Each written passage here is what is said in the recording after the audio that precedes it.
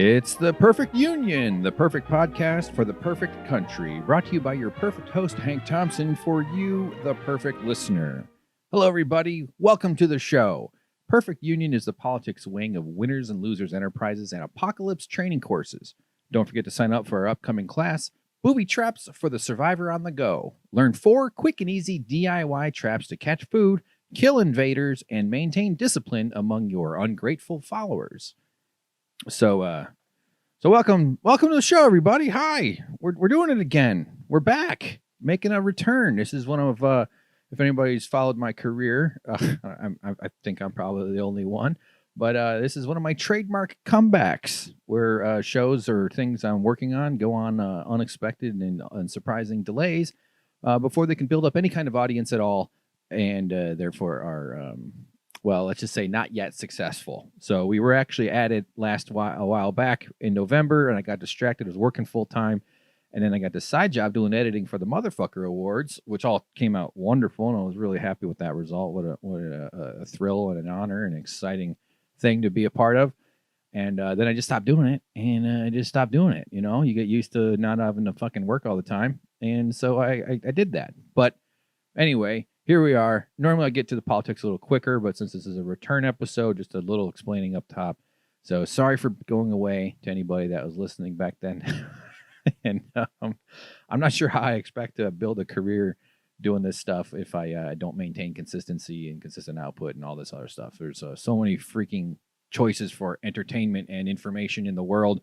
And the hubris and ego I have to even think I have any right jumping into this water at all is absurd. I try not to think about that too much because it just makes me depressed. The only thing worse than that, than trying to succeed and failing at an entertainment career, is giving it up and going to work for some asshole who it will just be a dictator over your life. So that's because that's a fundamental employee-employer relationship that we have in this world. Good times. So I'm guessing a lot of people might be listening here to this who had never heard of me. TYT fans, I would imagine, who picked up on my existence because of the recent ongoing story regarding TYT Union. That's something we're going to talk about today. I'm not going to get into tons of detail. I honestly don't have as much information as people might hope I do. I definitely have a unique perspective on this story because I was part of the organizing effort. I'd say it's okay to admit this. I was one of the leaders. I'm one of these thinking ideas types, and someone going, hey, maybe this place that's pro-union, that's always where the primary host and all the other hosts are constantly screaming about the value and use and benefits of unions. Maybe we should try that. Maybe there's something to be gained for everybody by us workers having slightly better lives. Anyway, I don't mean to get into all the weeds quite so soon. So, yeah, I was part of the union thing. So if you're here to listen to some of the union stuff, if you're looking for more information, I'm going to share my thoughts on what's going on a little bit and kind of just unpack some of these ideas and some of the concepts I think that are being sort of stretched open wide, you know, like something about Olive Garden. You know, when they make pasta next to the table, they don't do that at Olive Garden. That's okay. This is how I am. This is partially why the career's not working out. So, 2020, we're in it, huh? Here we are, Election Day, Super Tuesday, which is short for Superb Tuesday, which is itself short for Superb Owl Tuesday. It's supposed to be funny. I should probably delete that part. But man, it's been a while. I miss podcasting. I get all these ideas in my head about it, and I just I don't want to do. I hate doing all the little work up to it and after, but the talking part I love. So because I'm in, listen to this voice. Isn't it nice? You know that scene in that Howard Stern movie. All right. So 2020 has been a little rough on me here. Just a slight little background info. I got laid off. I was actually rounding the corner into the new year with all kinds of hopes and dreams and ideas, and I was happy to have a job that was keeping the bills paid and organic material in my stomach and my toilet, and had some designs on doing this show and on doing other projects, but also fitting all that in around a full-time job and working and everything else. So not how it, the plan has not gone how I hoped. Starts out with January 6th, and I get tapped on the shoulder by human resources and led upstairs to my imminent doom, which is, this is when I got laid off. Not going to share the dirty details of it all, but it was pretty standard. You know, hey, here you go, get the hell out. You go, oh yeah, by the way, you can go use Cobra. Now that you have no income, you can go spend $900 a month on your health insurance. That's always weird. I mean, not always. I don't know. It's not like it's happened to me before, but it's real intense getting laid off, though. It's a fucking horrible, weird moment. Everybody in the room's miserable, and you're the one whose life is being changed drastically. They're saving money, so it's working out for them. But they don't like causing you pain. I don't think that's part of what this capitalist nightmare that we're all trapped in is. The bosses are also suffering under this system. Not that you wouldn't have to have uncomfortable conversations and other constructs either, obviously. So, you go to work at 10:30 a.m. on a Tuesday, and by 11:30 you're packing your desk and you walk out without saying bye to anybody, except maybe your manager or someone who, So that's a weird way to start the year. And then I get sick. And now I'm dumped back into where I was before I worked at TYT way back. And I'm going to explain a little bit more my history with TYT too, by the way, in case you're looking for that. But now I'm back to being unemployed and the stress that comes with that. And this is part of my story. I can't talk about my life or my story without talking about this. I have depression. I've had it since I was a kid. It's dogged me forever. It's really annoying. I can't stand it. I've had very scary periods where it's dangerous, and I needed to get help. And I've actually gotten a lot of help over the last several years, and I feel like I'm at a better place now than I have been with this depression stuff. But it is an active part of my emotional ecosystem, and I deal with it. And stress triggers it, and stress is a contributing factor to it, a lot of it. So being unemployed and having this brain that I have is a bad combination. So my plan is to lean into my coping skills that I've developed, like meditation, exercise, swearing inside my Prius, 2012 leather seats, backup camera. That's right, ladies. You heard it. That's right. Gray, the dark gray, not the light gray. Okay. The cool one. Better camouflage in the apocalypse. And so the depression starts forming. I kind of think about it like a weather, like if you're looking in the distant clouds in the far horizon, you sort of see those little clouds way back there. That's they're heading this way. Oh no, they're really heading this way. Oh fuck, now I'm depressed. And then you're just being chewed up by a evil emotional tiger, to mix metaphors in an abrupt and stupid way. So depression comes roaring back in, not the crippling kind, not the crawl, but it's just numb and sort of, I think to people that don't experience it, don't understand it. And it often looks like laziness, or it looks like, its outward symptoms don't necessarily connect to the inward causes, at least in terms of an external comprehension of it. So I've lived with it for over 35 years of my life. God, I'm so old. I'm fucking 40. When the fuck did that happen? It started 40 years ago. I'm a youthful 40. Emotionally, I'm more like a slightly sophisticated 28. You know what I mean? Hashtag emoji. That's actually foreshadowing something I'm going to talk about later. So anyway, now I'm depressed and I'm sad and fucking unemployed. And then here's the hits just keep coming at me. It's like 2020 and like the boxing scene where you're like on the ropes and you're like, oh man, when's the ref going to stop this? Like, so then I get sick again. And I don't usually get sick a ton. But I did, probably the coronavirus. I mean, this is January, America hasn't been testing for any of this. It's probably been around for quite a while. And I don't know. I don't think so. I do expect to get it, honestly, just to jump ahead. I'm not that I had to plan on talking about this, but I figure I'm just going to get coronavirus eventually. So I'm just going to keep going around rubbing people's eyeballs, touching my eyeballs to their fingers. God, we're all so gross, aren't we? All these disease transmitting, disgusting things. And it's beautiful. Sex is, right? All right. So then I'm sick. Depression's waking up. Then I had a relationship thing die. It was sort of a budding romance. It had some hopes and some potential, and it was really exciting. And it was all fine. You know what?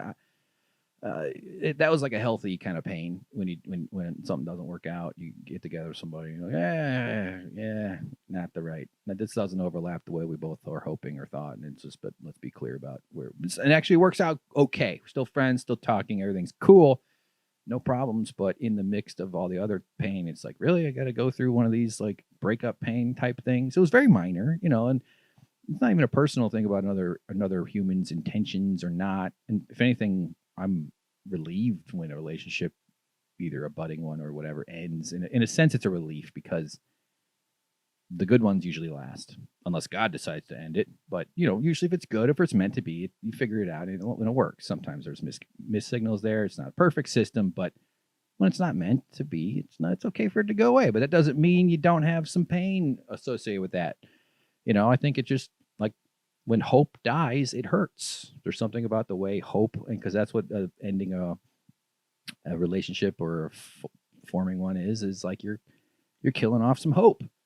It's like you had a little bin of bunnies growing in your basement, and you're feeding them, you're turning them in from baby bunnies to slightly older baby bunnies, and you're like, oh, look at all the potential here. You're gonna have a big flock of bunnies, and instead, you have to put on your stiletto heels, turn on the webcam, and stomp them down. Why did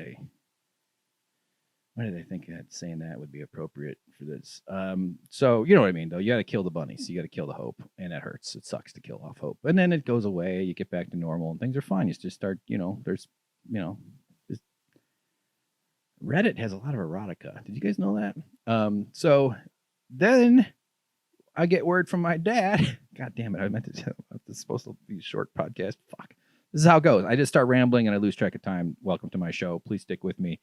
And any new listeners, give me a shot. Listen to a couple old ones. Listen, there'll be some new stuff. I'm really planning on making this podcast a part of my life from here on out. So now in my with my gathering depression storms and blah, blah, blah, unemployment, facing the vicious, just hungry maw of the unemployment tiger that it'll just chew you up once you get spit out of some corporation.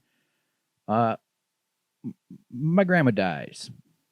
My dad calls, she's in a, she was 93, 92, long life, brave, smart, strong woman, ran a huge department store in the 50s by herself, raising 3 kids, one with Down syndrome. Like, she was a tough lady, wonderful woman, force of nature type of person. Got lots of my good traits from her.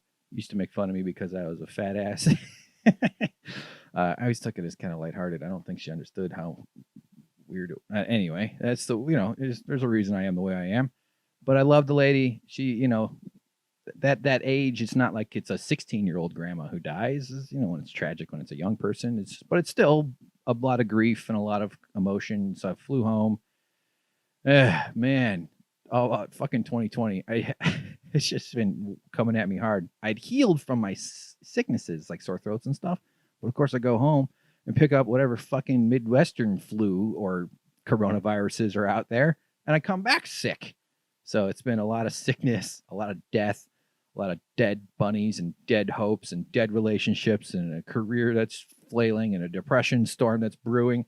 So there, that brings you up to speed. So if anybody's, not trying to bum anybody out. Good things are happening though. I have a little editing job that's going to keep some food in my belly for a month or two, and I'm going to have to figure out another way to pay for food. So I do hope this podcast is involved in that some way, but I can't ask for Patreon support until I have like a consistent output and really putting something out there. So that's me. That's the opening ramble. Just I don't know. This is sort of for people that are previous listeners, and I do like to talk about myself. And it's it's what one sign of good news is Bum Rush Industries is proceeding afoot. I'll explain more about that later. The workbench is nearly complete. Lots of exciting stuff in terms of that. You'll be able to buy some shit off of Etsy from me, and I'll ship it to you with a little note. How's that sound, huh? What a treat. I'm sure what everybody's missing in their life is some guy in LA made out of found furniture. I'm gathering furniture from the streets of LA, guys, and turning it into sellable products. Because if you can't monetize your hobbies, then why are you even alive, right? All right, so let's talk about TYT. Okay, I haven't talked about TYT a lot. on this show. I think some people know that that's where I was working and worked for. Maybe a good starter here is just a brief history of my involvement with TYT. I started listening in 2006, something, five, 6, 7, somewhere around there when they were on Air America.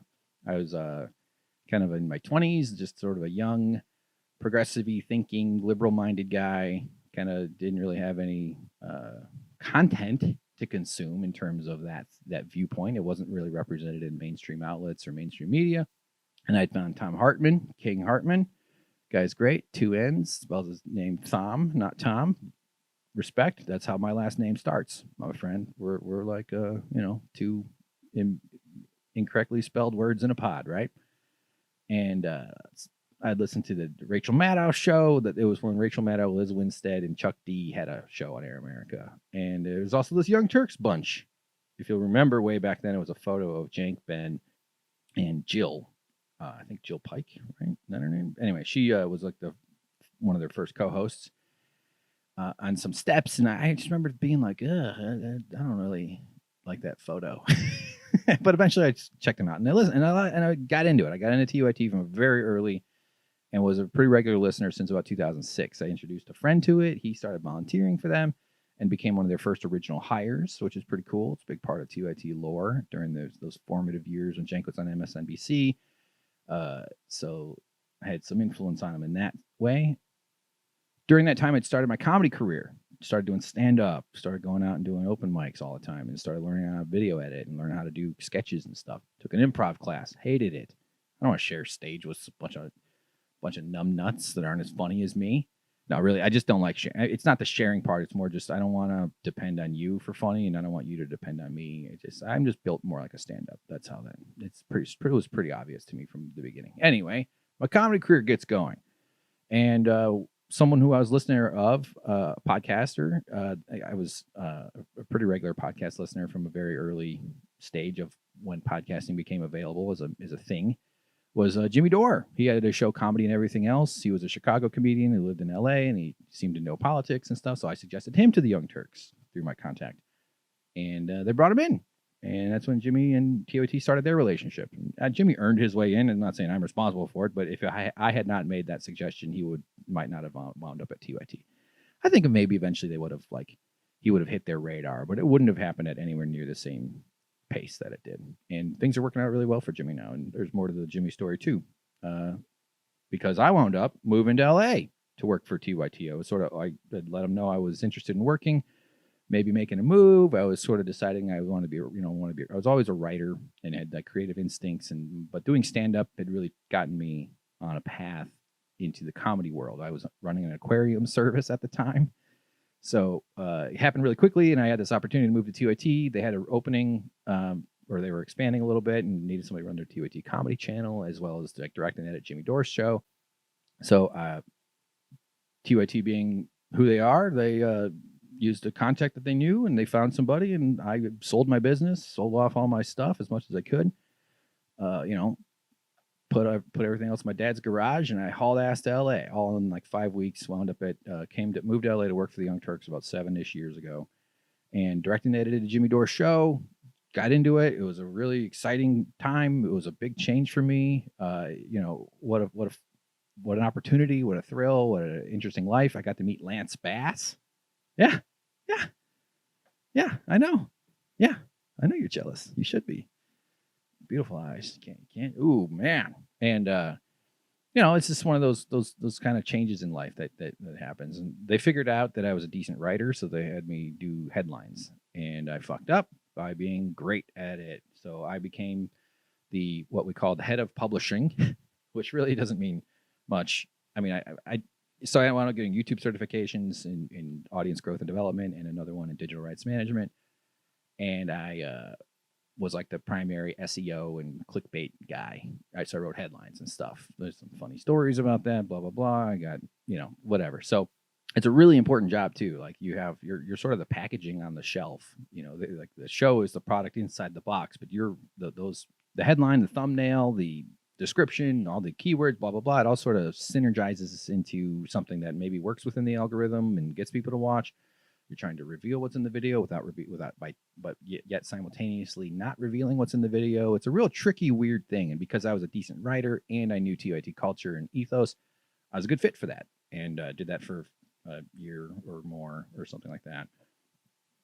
It was kind of miserable at the time, though. I felt like I was using my jet fuel for the wrong thing. I just wasn't pursuing any kind of comedy career or just doing this job. So I quit to pursue my dreams. And boy, that was a fucking mistake. Just never don't do any dream chasing. Just be born rich. That's my advice. All you up and comers out there, just fucking get money from people who are legally obligated to make sure that you're a rich asshole. That's the best way to do it. No, but so then I went through. No, this begins like a period of stress for me. I didn't have any. I mean, I was pursuing comedy. I started doing a lot more open mics because back in Chicago, I was doing like 5, 6, 7 nights a week as much as I could. And now I was trying to do that again in LA, and you sort of like get yourself into the community of stand-ups, and that's also networking, quote unquote. And it is. I mean, it's all about who you know and relationships and what doors can be opened for you that way. That's just the way the industry sort of works if you're approaching it from the comedy angle. So anyway, I wrote scripts and have some spec stuff and blah, blah, blah. So I was pursuing it, but it wasn't working. I wasn't getting anywhere with I'm bad at the networking part. And then Jimmy Dore brought me back in. He and I had worked together at TYT, and he was starting up his channel, the Jimmy Dore Show and TYT Comedy. So for about a year, I worked for him. I did production, lighting, design, graphic design, like the little curly thing in the corner of the thumbnails. If any of you are familiar with his channel, I designed that. I did that at TYT, but that's something I made on the thumbnails, the little corner thing in the upper right corner. And I would do setup and camera, lighting. So I ran the camera, ran the soundboard while taking notes for headlines. I did all the editing, all the publishing. So for that, during that year in 2015, actually the end of 2015 through all of 2016, I was working for Jimmy and did a show, and I got to be on the air, and that was awesome. My favorite part was the part where I got the sidekick, for lack of a better term. So I left just before the Placone era began. Right when they started doing the multiple camera angles. So if you listen back to Jimmy Dore clips from 2016, you'll hear my voice and you'll see Jimmy talking to me. But they switched to the multiple camera angles just after I left. Just kind of a coincidence more than anything. So I'm not really on the camera on video. There is one shot of me in the pitch video for the Indiegogo where I'm smelling something I pull out of my belly button because that's funny. And funny is my thing. And that's what I decided belonged in that video. I made that whole video. It was really, really successful Indiegogo campaign. After that, I stayed in touch with TYT and kind of did a couple of freelancey things. Nothing too substantive, but I expressed some interest in being a video editor because I'm more of a video editor than anything else. Meaning like in terms of like sellable skills. God knows I don't have many others. And so finally, in October of 2018, somebody reached out and said, "Hey, we need somebody. Can you come in?" And I came in, and I started working at TYT again, full time as a video editor, full time hours. So that was October 2018, and then all the way cycling back up to January 6th, 2020 is when I was laid off. So about 15 months, 14 or 15 months there. So. Man, I was grateful for that, though, because I was struggling. That was tough. I was working for doing Postmates, did some freelance animation stuff, did a thing for TBS, did a few projects for some stand-up people. But it wasn't an easy time, and I really needed the money and the reliability and the security of having a job. And it's such a help to when you have the stress weather or the depression weather always looming and threatening. And so I was so grateful to come back. And anyway. That's where we are now. So here we are, March 3rd. And Super Tuesday. I have not seen any election results. It's 3 p.m. right now in the real world time. So I don't know any early polling or early election results at all. So I feel like that's relevant because a lot of opinions are going to shift. And the vast majority of y'all who are going to hear this are going to hear it, probably literally everybody will be after the election, the Super Tuesday primary. So whatever that means is whatever. All right. So the union, TYT Union. I'm going to only speak to my experience. I think I have an obligation to everybody involved on all quote unquote sides of this story to not overstep my boundaries. So I'm going to speak to my involvement, and I'm not going to actually lay out every single thing. This is a topic that's probably going to come up more than once, so there'll be more time for that. And I'm going to speak to my opinions about what's happened, their reaction to it, the management reaction, the union reaction. And also, like I was saying earlier, I'm always looking at this stuff from like what lessons. I think of like the Google Maps slider. You know, you're super tight in on your ex-girlfriend's house. Well, let's wind that down, back up. Now you're looking at the entire state of ex-girlfriend town. I don't know, that sounds creepy. I don't mean to make that creepy. Of course, that's what I went with. What a fucking creep. What am I, Joe Biden? I have been watching Joe Biden creep videos. That's probably what's getting in. I was just sniffing the computer screen. Boy, if anybody's going to get coronavirus, it's that fucking guy, huh? So pull back. Let's get rid of the ex-girlfriend. You're looking at your a house on Zillow that you want to buy when you're driving through those rich neighborhoods. You know, drive up the coast of California. It's like, holy shit, damn, look at that. And I like to look at like a bigger picture. What are some of the lessons and threads that we can pull and see where these go? And so as I do that, if we're talking about this, to me, it's like, let's find the escape velocities from this, because I don't want this to be personal about Cenk or about TYT. You know, it's not personal, except it is personal. That's the thing that I think there's a mismatch here. Like we kind of have been drilled into our minds this work ethic: show up, work, don't complain, be grateful you have a job, go home, don't rock the boat. And that's sort of just a standard MO for an American worker, as George Carlin so capably expressed, obedient worker. That's what they train us to be. And I think that era is ending, or at least in certain sectors, people are waking up to the idea that it doesn't have to be exactly like that, that maybe we can change some of the needles on this. So I'm not sure where I was going. I lost track of my thought there. Oh yeah. So it's personal in a sense, in a big sense, in the idea, in the notion that your work, where you spend most of your adult life, and how you make your money, which is what you use to buy things to survive and to thrive and to save for later, whatever. All of it is personal. Like there's something interesting, I think, in the culture where we're not supposed to complain, we're not supposed to demand better. Like we've all kind of been conditioned to depersonalize stuff. You know, that whole excuse, like I was just doing my job. Like I didn't make the decision. Someone else made the decision. I am merely a worker ant in this colony following my pheromone trail, and therefore I can't be held responsible for anything that I've done. It was impersonal. I mean, that's sort of the thinking in that. But again, it's also not this. The point of me communicating about this is not to make personal attacks, to accelerate the emotions, because there will be emotions, and there will be, it'll probably feel personal. And I just thought, you know, that's not my intention. I'm just starting to repeat myself here. So I just want to clarify, since when it all came out and TYT Union went public and then waited for voluntary recognition from management, which was denied, then management asked for a special election. This is all in their public statements. Some kind of a different sort of, they called it, I think, a expedited arbitrator supervised something election. I can't think of the phrase right now. It was this big string of legalese. And then after that was TYT's response. TYT Union and the larger union, IATSE, which is like the umbrella organization. And a lot of this stuff is confusing a little bit. Like I think IATSE actually is part of a bigger thing. I don't really quite understand. Don't quote me on any of that. So I'm not speaking as an authority on any of that stuff.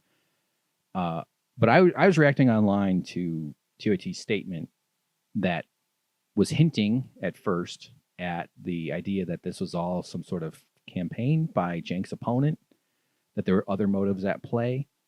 As someone who was a leader of this organizing effort, I knew the folks involved, and I knew my own intentions, and I knew the shared experience we all had in terms of how this developed and what we did secretly. We had to. That's the way you unionize, is you don't bring it up to the boss the moment you think of it, because it's a safe bet that most bosses and most capitalist institutions and organizations are going to be resistant to the idea that their workers will have better lives.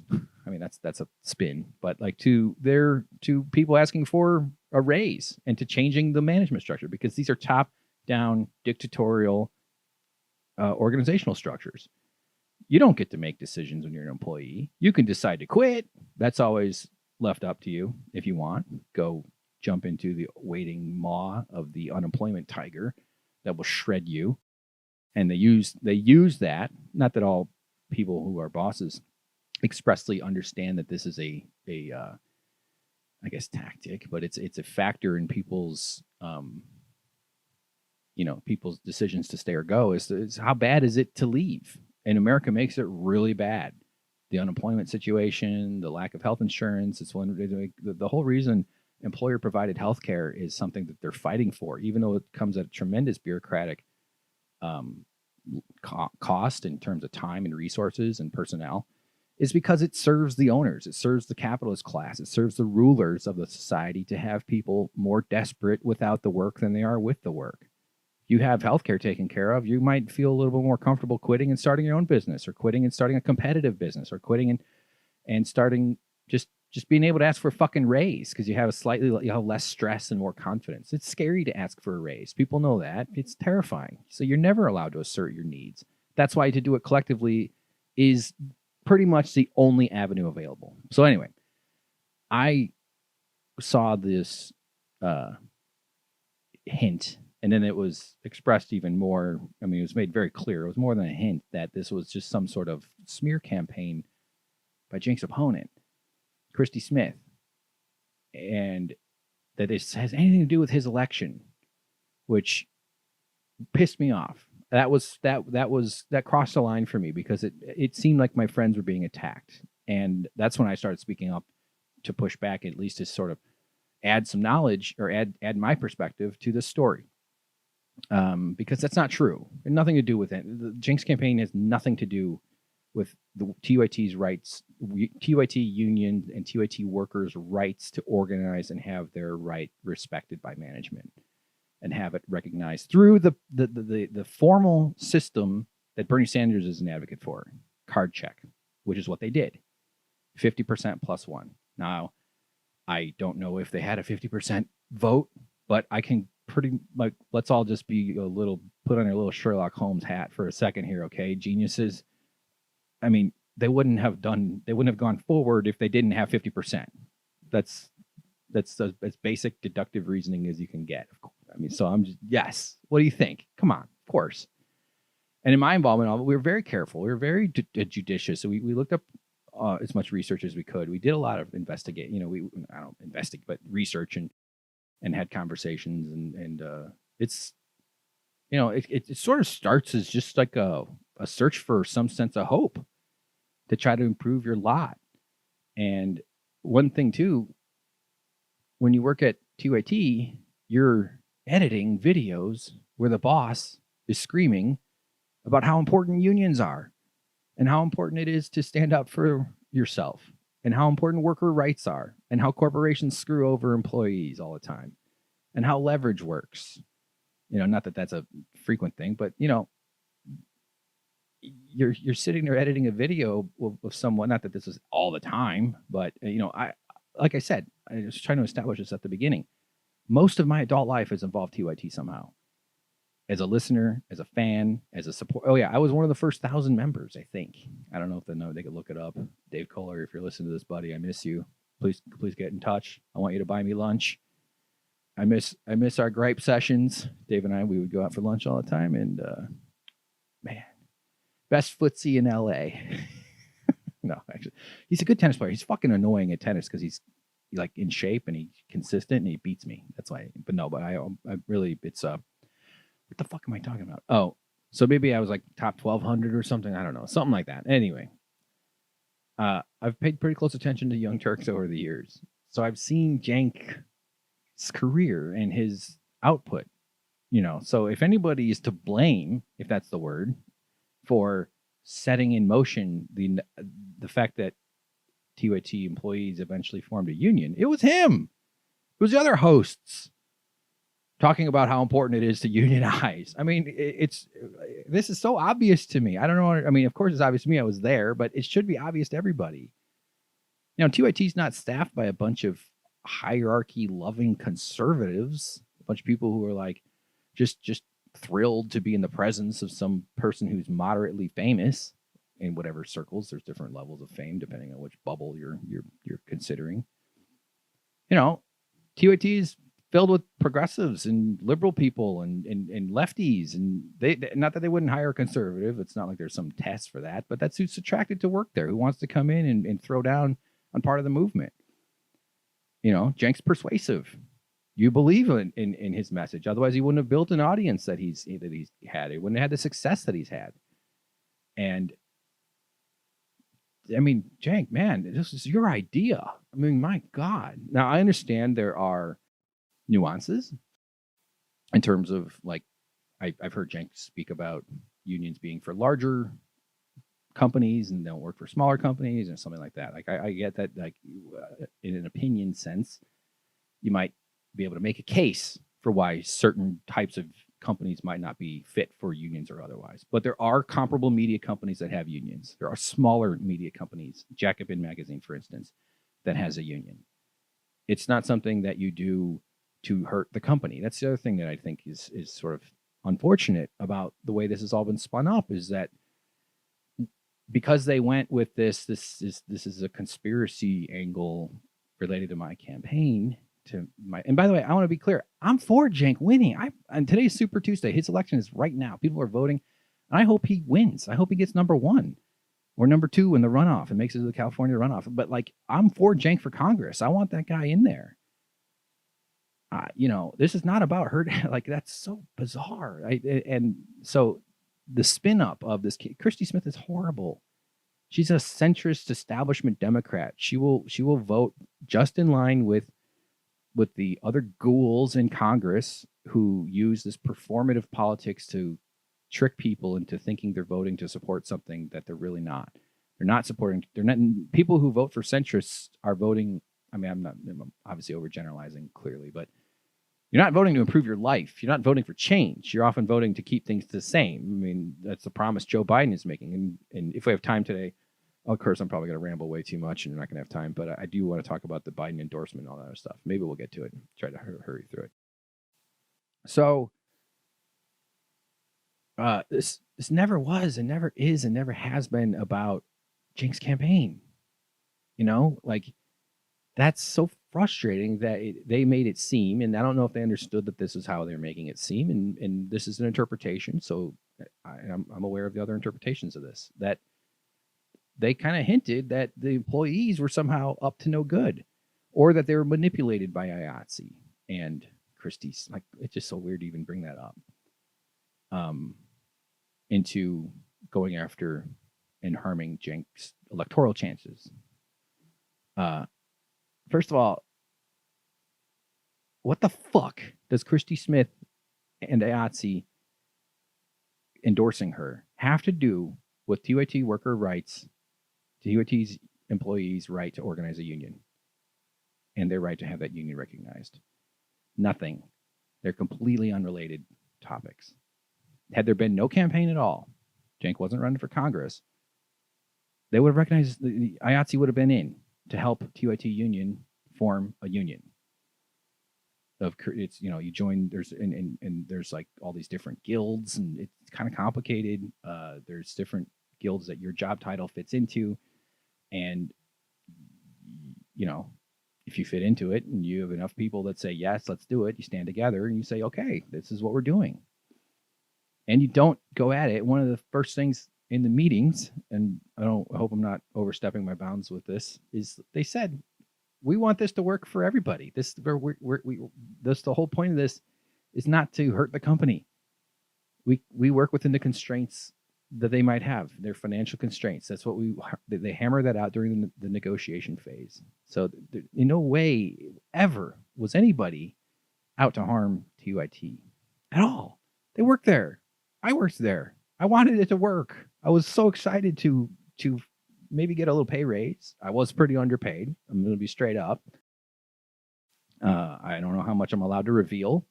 I signed an employment agreement when I was hired as a part-time temporary worker, and that has a bunch of things about what you're not allowed to say, not supposed to say. It's all legal shit. I don't have any idea what the fuck. So I'm,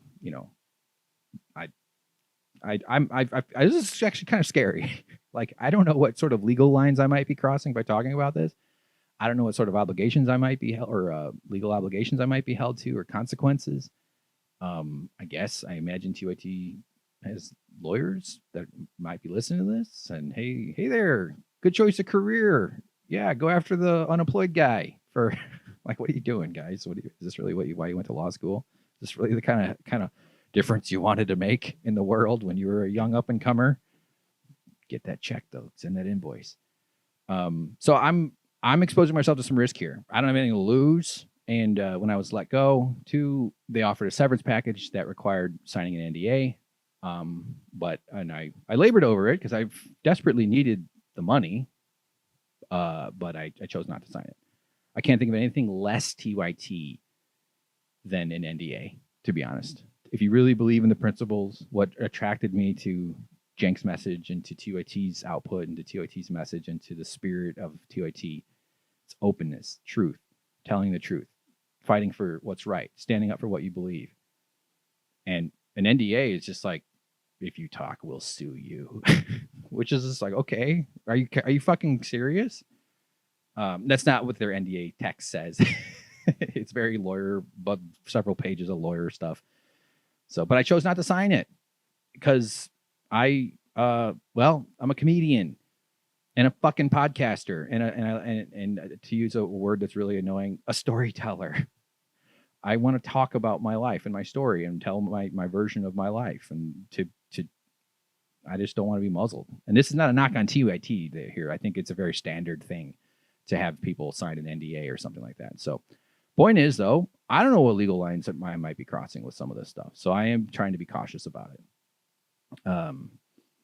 It's always been paramount to me personally, and if I may speak for the others, just in terms of when I was involved, we care greatly about TYT's health and TYT's financial viability. Where do you think these people get their money from this work? That's why they wanted to form a union, so they could continue to do the work, feel a little more respect, maybe a little more money, and have a voice in the place where they spend most of their life.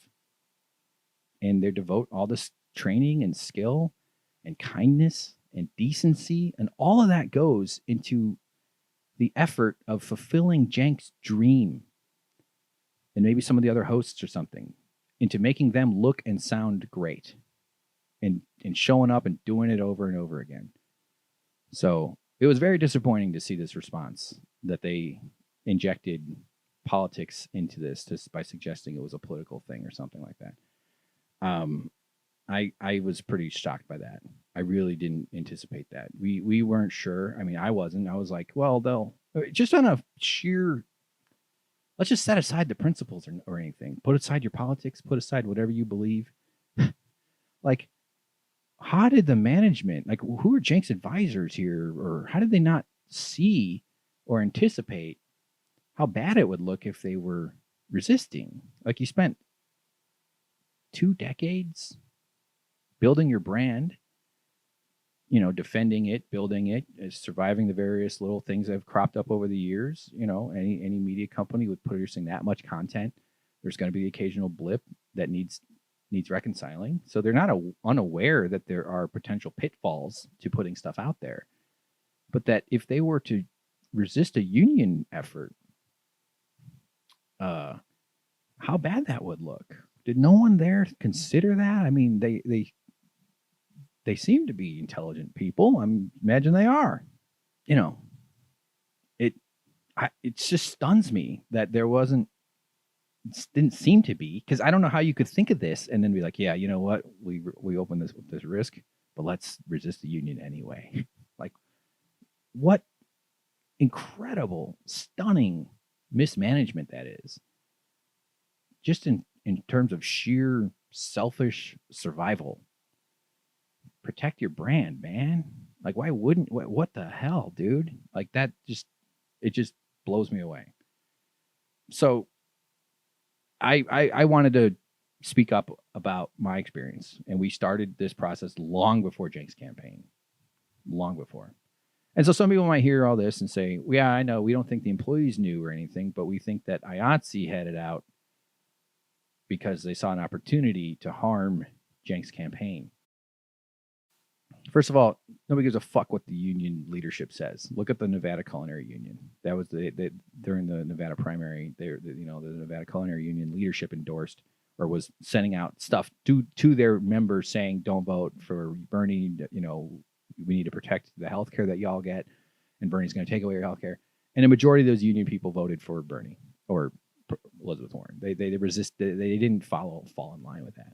And I don't think anybody really gives a shit that IATSE endorses Christy Smith. It's so ridiculous. The idea is so absurd. Just follow the logic of it. If you were intending to damage Cenk's campaign, you wouldn't pick, or let's say if you're intending to do a favor by manipulating a bunch of employees into doing a union drive in order to help a congressional candidate in one of California's many seats, would you really pick the place that's known for being aggressively pro-union? Would you really go for the guy who is the pro-union guy, the defender of the little guy, the truth to power guy, the stand up for yourself guy? What the stunning thing is that they resisted. If anything hurt the campaign, it was that they didn't voluntarily recognize the union when they had an opportunity. Vice News did it in an hour. Vice News management looked around themselves, probably saw what somehow at TYT was missed, or at least not given enough weight in their decision, and said, oh, no, I don't know exactly how Vice News made the decision, but they agreed within an hour. It's been well over 2 weeks at this point now. And, there's that Huffington Post article that detailed some of the stuff. If you guys are interested in reading that, you imagine if you're hearing this and listening to me, you've probably already heard that. So it sucks. It really, it's unfair. And I still want to give TYT a chance in this too. Like, I don't feel like it's fair to even tarnish them and go after that. It's not about that. If they never recognize a union, I'm absolutely open to my feelings on that changing. Recognize the fucking union, man. It's like, do it. Like, what are you doing? What's wrong with you guys? I mean, there's so much. I don't know. I don't know how you quantify this stuff, but so much damage must be already done. It's not. I don't know. This story is dynamic still, meaning it's not resolved, and so I think there's still space here for TYT to do the right thing. I really don't see a path for them not ever recognizing the union. I can't imagine the home of progressives wants to permanently brand itself as a union-busting company. I mean, are you guys? Come on. Lawyers, listen to this. Tell Cenk. Tell him that Hank knows better. Tell him, please, pass this along. God. And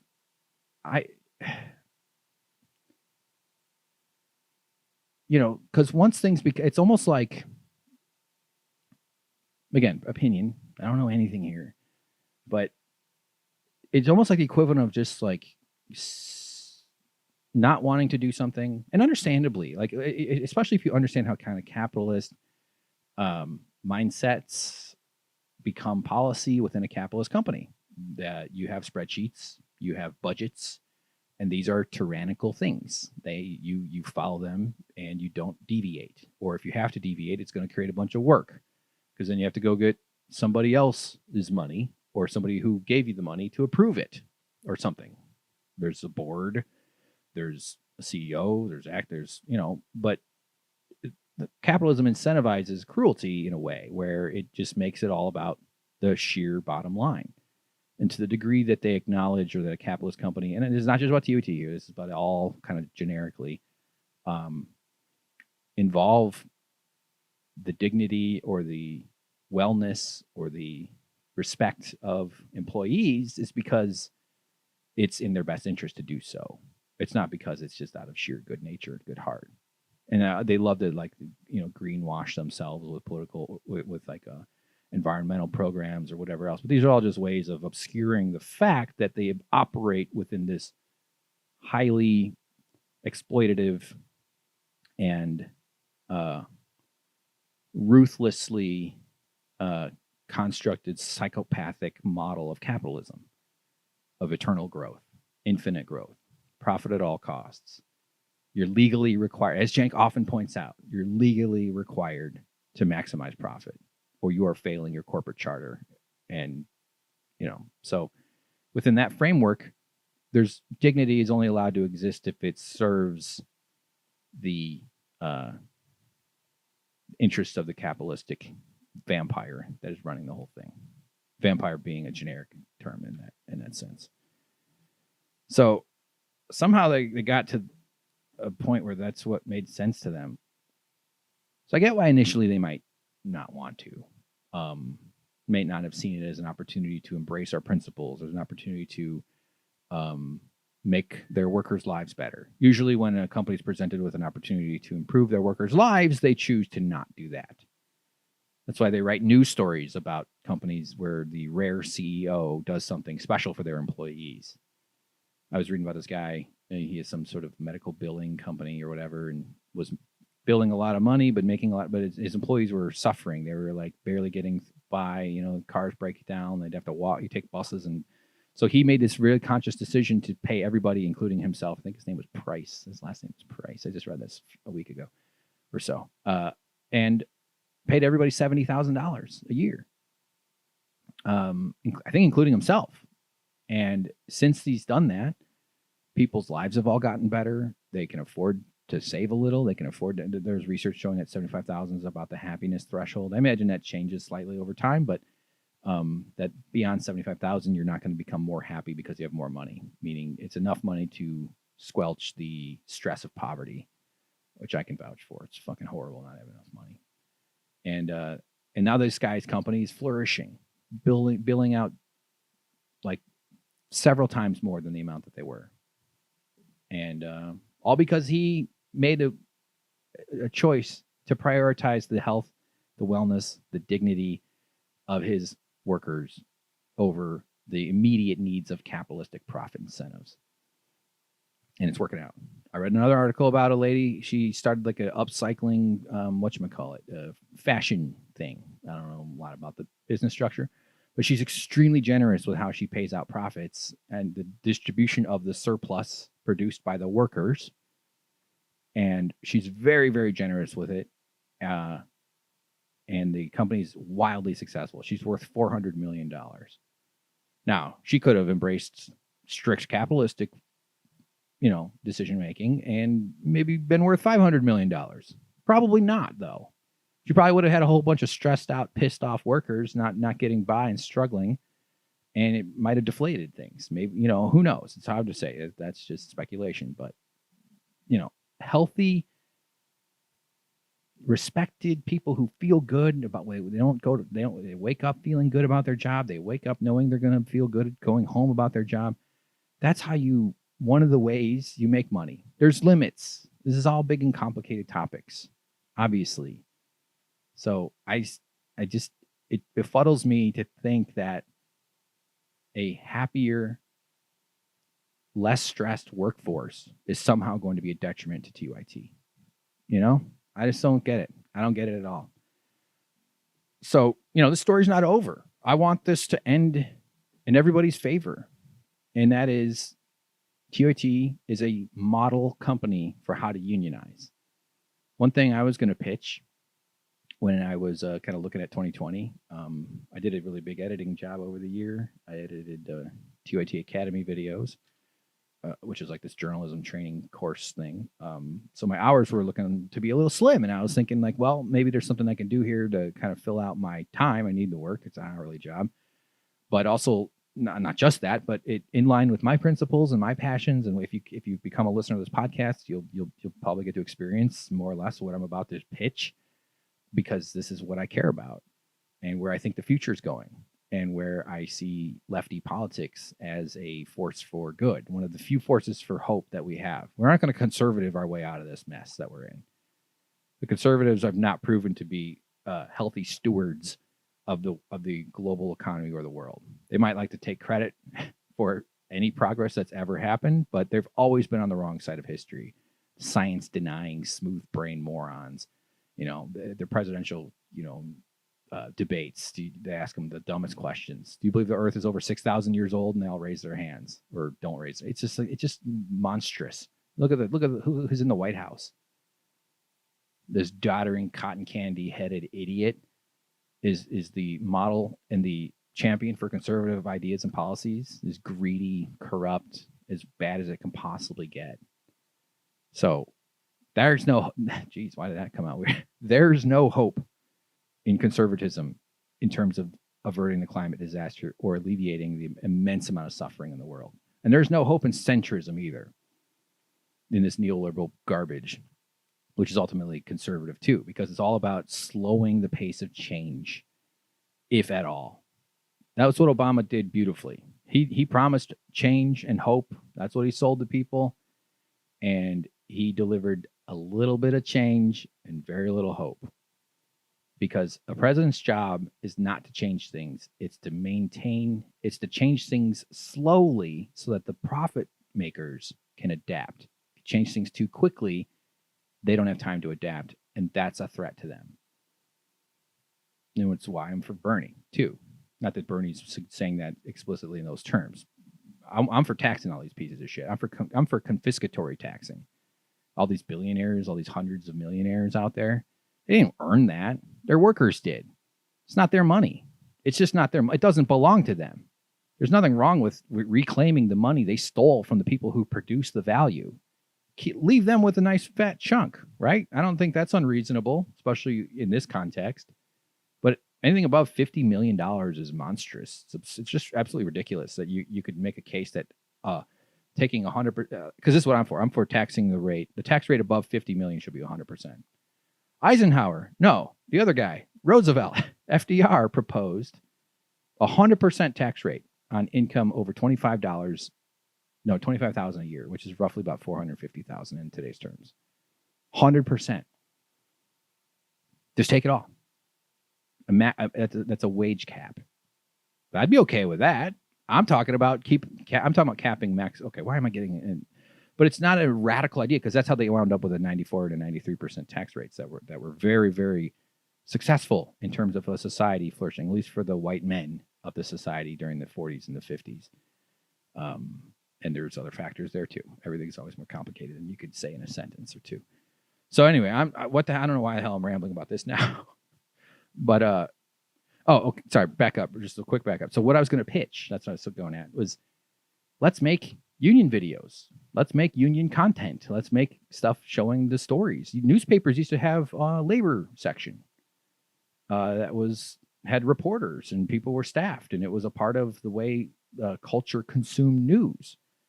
That it was understood that because of unionization, and unionization rates have plummeted over the years, both in the public and the private sector, that labor was a part of the economy and a part of culture and society, to a point where it was its own section in the newspaper.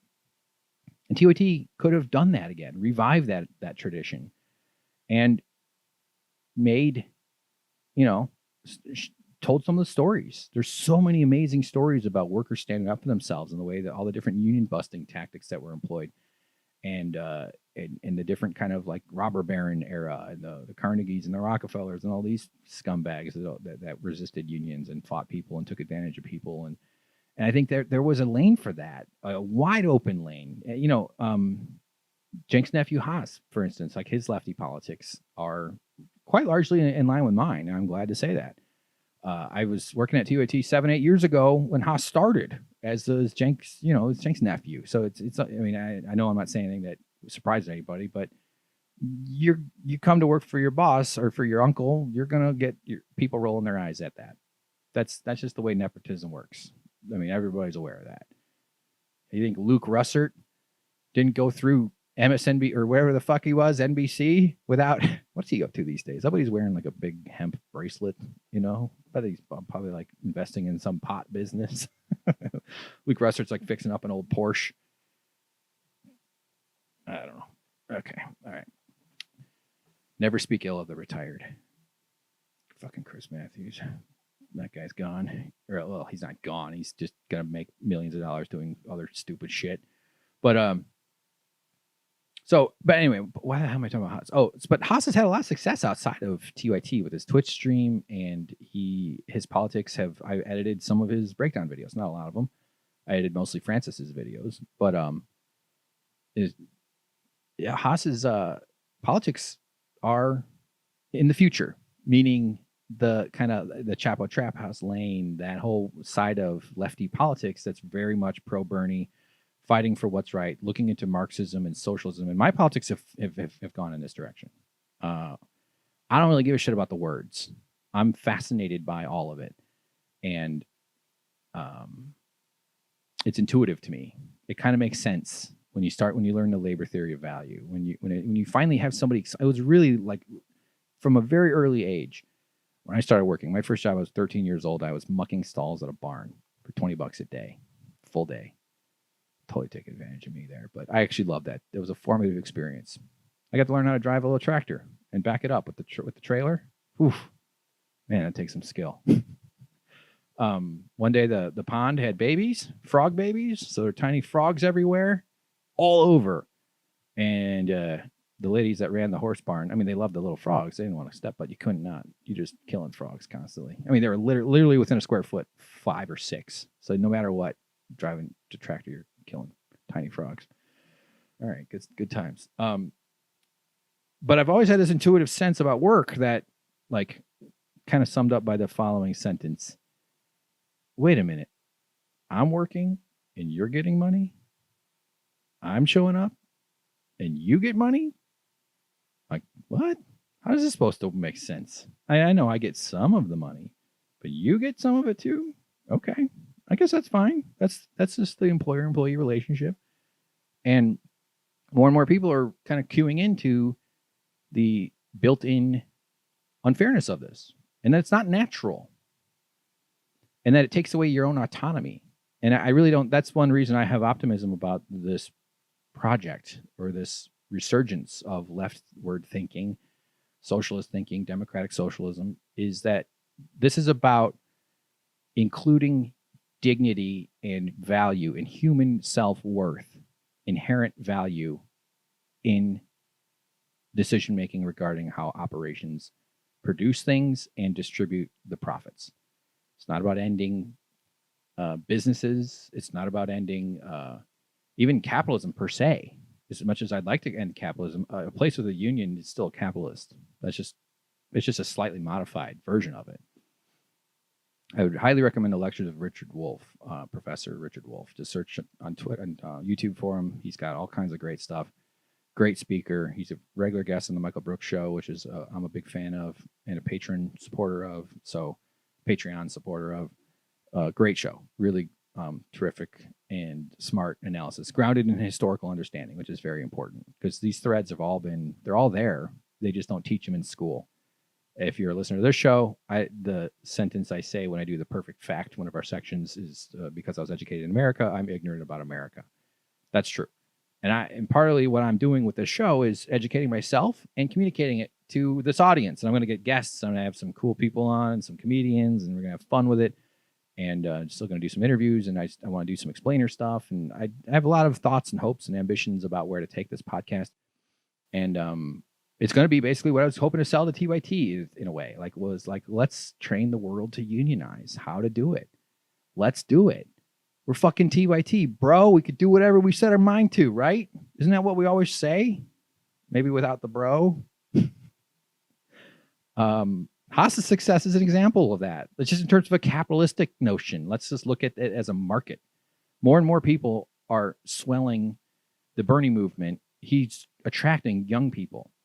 Chapo Trap House, by far, is the biggest patron on the entire platform on Patreon, meaning in terms of monthly income. And they're all, pretty aggressive, hardcore socialists, democratic socialists, and a completely different take on the way politics works. So there's a market for it. And by the way, capitalism is not the same as a market. You can get rid of capitalism, you'll still have markets. Markets are good in certain sectors, they're just not good in others. And that's a debate that's worth having. So like electricity production, I don't think should be a market for that. That should be something nationalized and done with oversight and competence. And there's all sorts of things we can get into on that one. So, as far as TYT's interests are concerned, having a union shop that you're proud of, that you fly your flag behind, is something that you could have turned into an opportunity to say, look, we live our principles.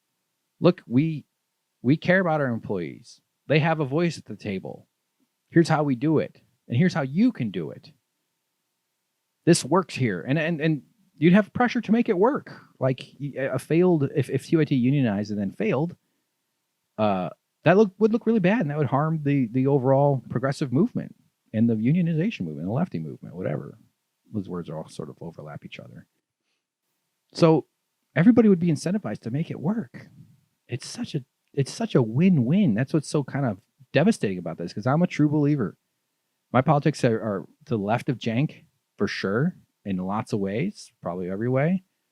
And that's fine. I'm not even judging him based on my principles. Like, I get he's got his own set of beliefs and his own viewpoints, and the guy started this thing up, and he has his right to run it the way he chooses.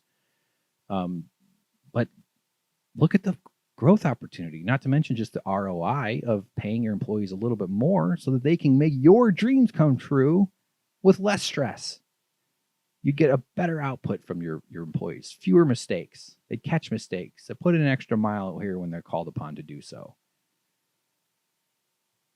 There's so much benefit to people feeling respected. And when people have some autonomy over their life and over their day, even especially not like it's a group, so it has to be democratic. Everybody's so we speak with such reverence about democracy.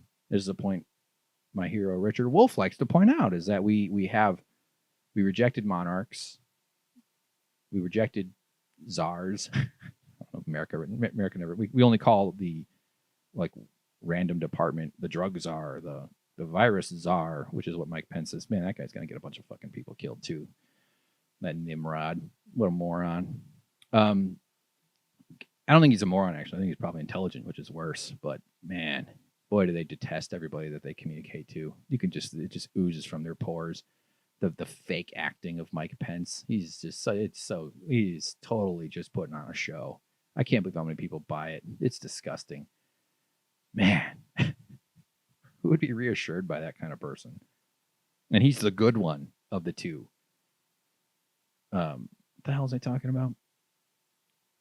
It's an opportunity missed, and it is sad to me. Like, I really saw this as a big win for everybody. Would have been a win for Cenk's campaign. I think, right? Like, he could have said, "Hey, look what we did right in the middle of the campaign. We unionized. Wow, look at aren't we living what we are promising?" And I think we could have had a win in the terms of content, and we would have made more money. You know what I mean? Like, just we still have to make money. We still have to produce. It's like, I'm for ending capitalism, but you hear a phrase like ending capitalism, it's more drastically shifting it. The changes, it's not something you can just turn a right corner and all of a sudden you're in a completely different operation. You have to do it gradually. I want to do it quicker than not, but it's going to be gradual. And it basically means, back to the Richard Wolff thing, and I'm mixing my Richard Wolff references here, but what he was talking about before was how we rejected kings and monarchs, but we've replaced them with CEOs and bosses. We live in these dictatorships of our work where you don't have power. The only power you have is to quit. but there's no democracy in the workplace. So throughout the history of socialist movements, the various times it's been tried and upstarted and with varying degrees of success or failure, the modern iteration of socialism and of democratic socialism is democracy in the workplace. And that means unions. And further down the road, it means co-ops and worker shared profits and stuff like that. It's not an irrational thought to say that the people who produce the profits deserve the profits. It's not such a crazy thing.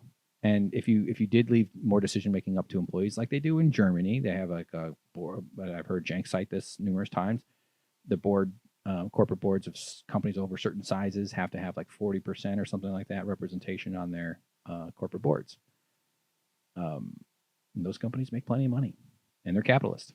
That's what's so funny about the capitalists is like, if they just dialed it back 10 or 15%, they'd still be ungodly wealthy. But if they just paid people a little more, spend a little more money on services through society, they could sustain this forever and ever until they would, of course, the ticking time bomb of climate collapse and catastrophe, ecological catastrophe, that's what's so scary about where we're facing right now. So this was an opportunity wasted, and that's what sucks to me. That's what I feel. It's unfortunate because now people have made their camps. They've heard the innuendos. They've seen misinformation, deliberate or not, and mostly not. And the online kind of kerfuffle. It's just like, instead of saying yes to this union thing, I know I think I forgot another Richard Wolff quote or not quote, but concept.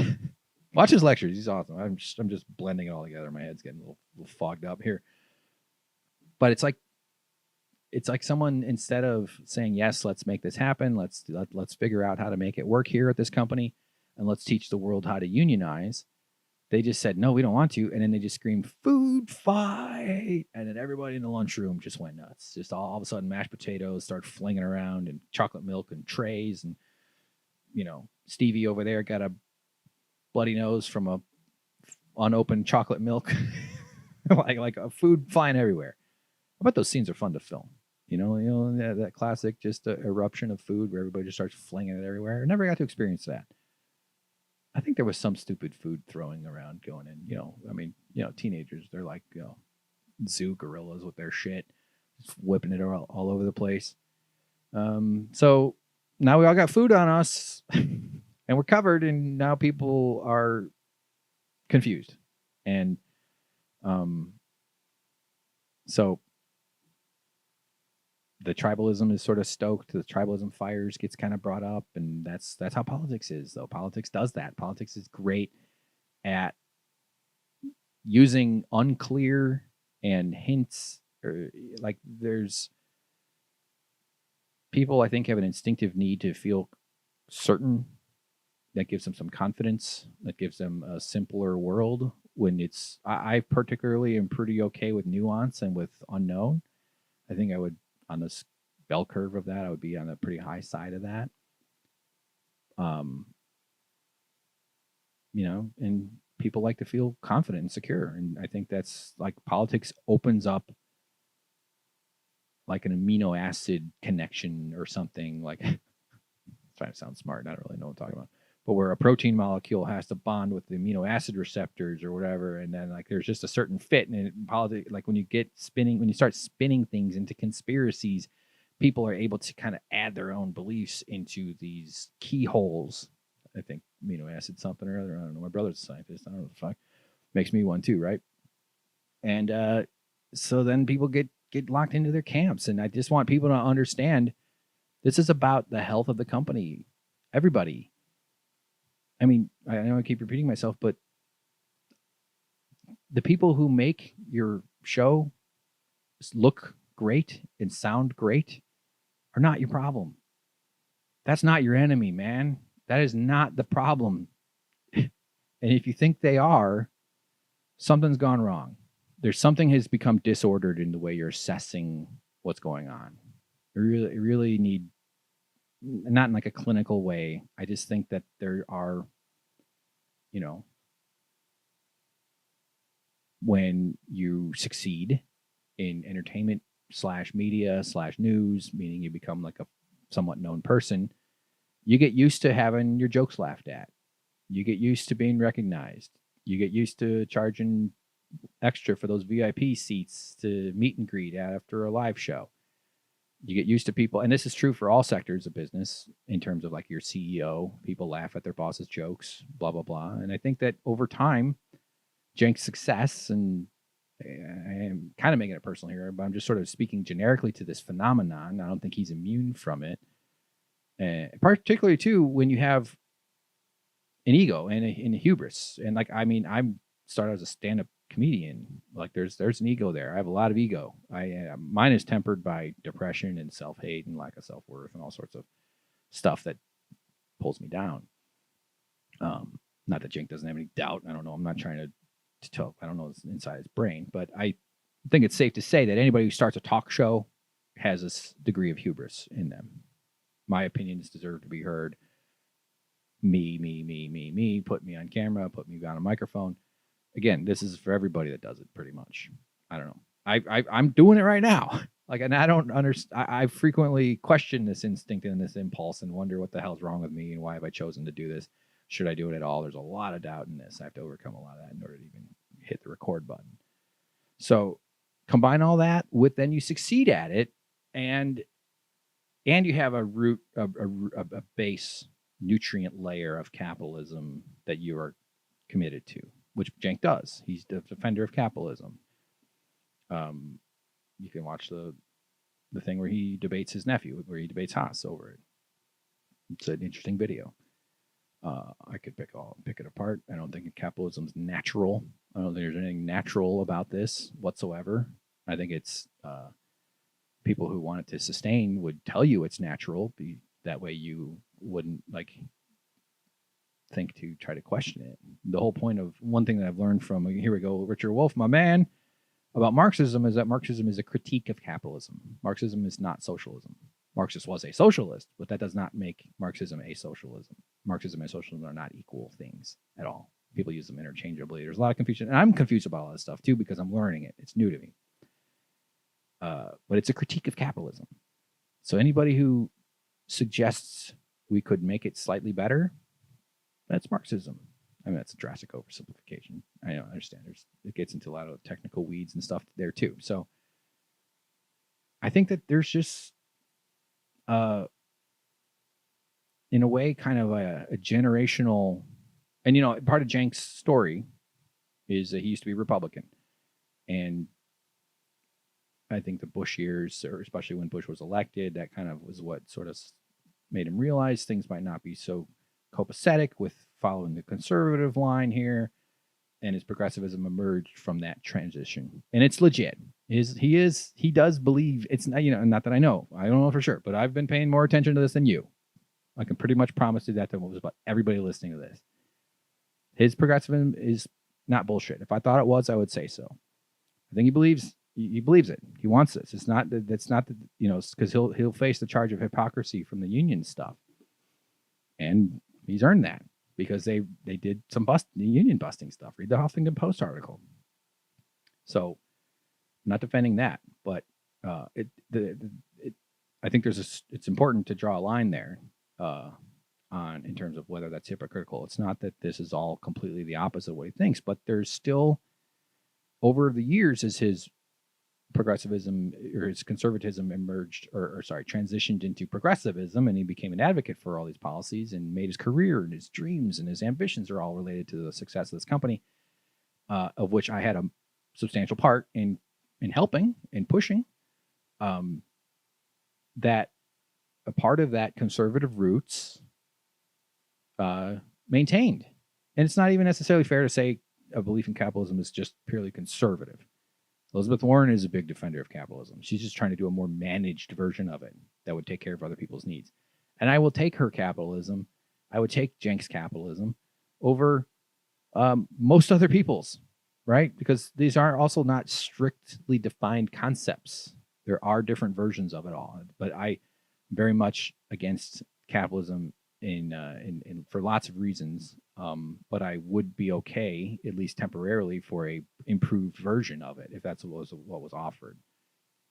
And that's what Bernie's offering too. Bernie's not suggesting getting rid of capitalism. He's just talking about changing the distribution of the surplus production, the value produced, and to try to alleviate suffering and alleviate all the stress and agony of having to live in this system when you're not one of the bosses, when you're not one of the protected class. It's fucking brutal, man. It's terrible.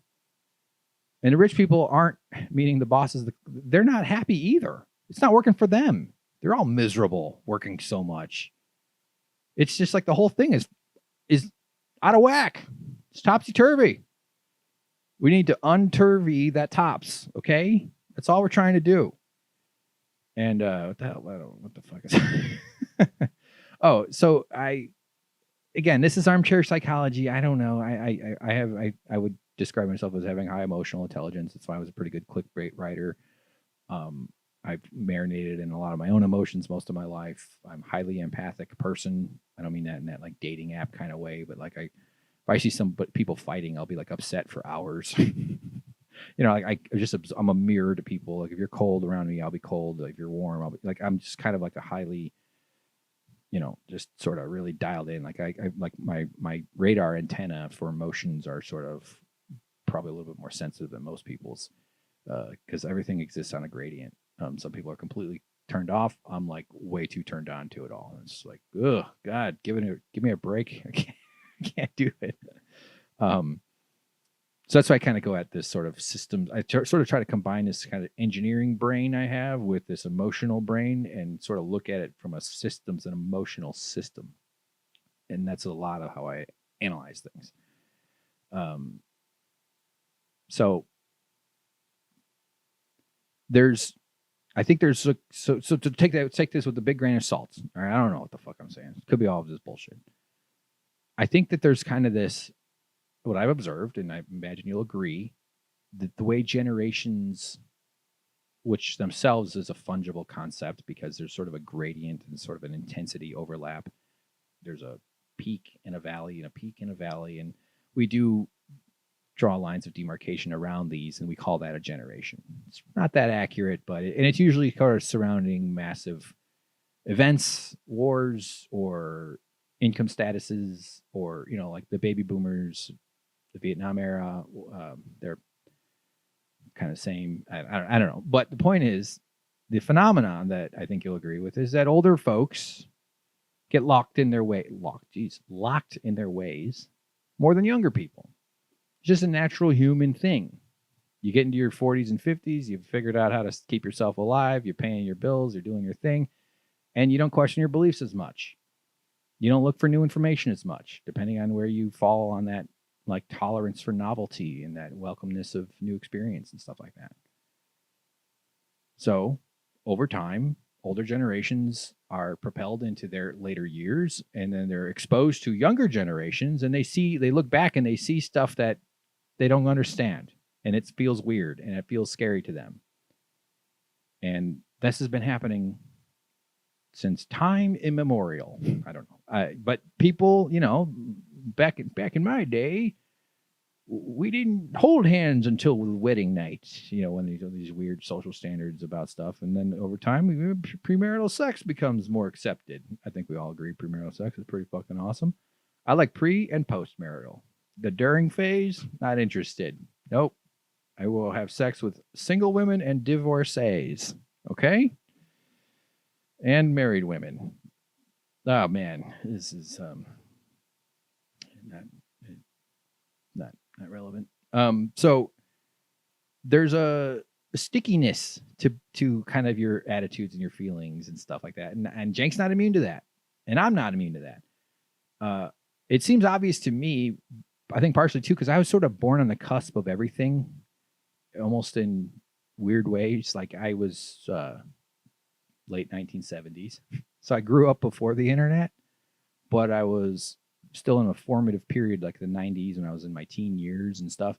I very early adopter of internet technology. Like we used to use the phones, you dial up, put that on the cradle to play games with each other. Duke Nukem 3D was a hot one around the old town. BBS systems and then AOL as an internet access thing. And then it's just over time, I got to experience life before the internet in a way that I can remember, like where you look up phone books.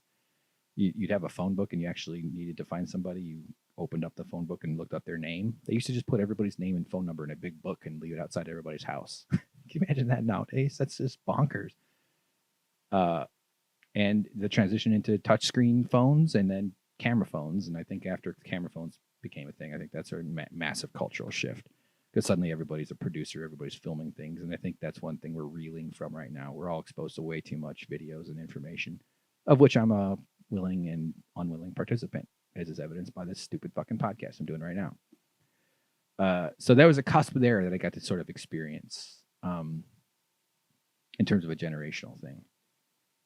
Because I don't feel like I'm not a millennial. I'm like a year or two above the cutoff, but I don't know, spiritually, but like I'm on the millennial. I'm on the younger version of that, but I don't fit into the Gen X. I think that's the next one up. Like I don't feel like I quite fit into that.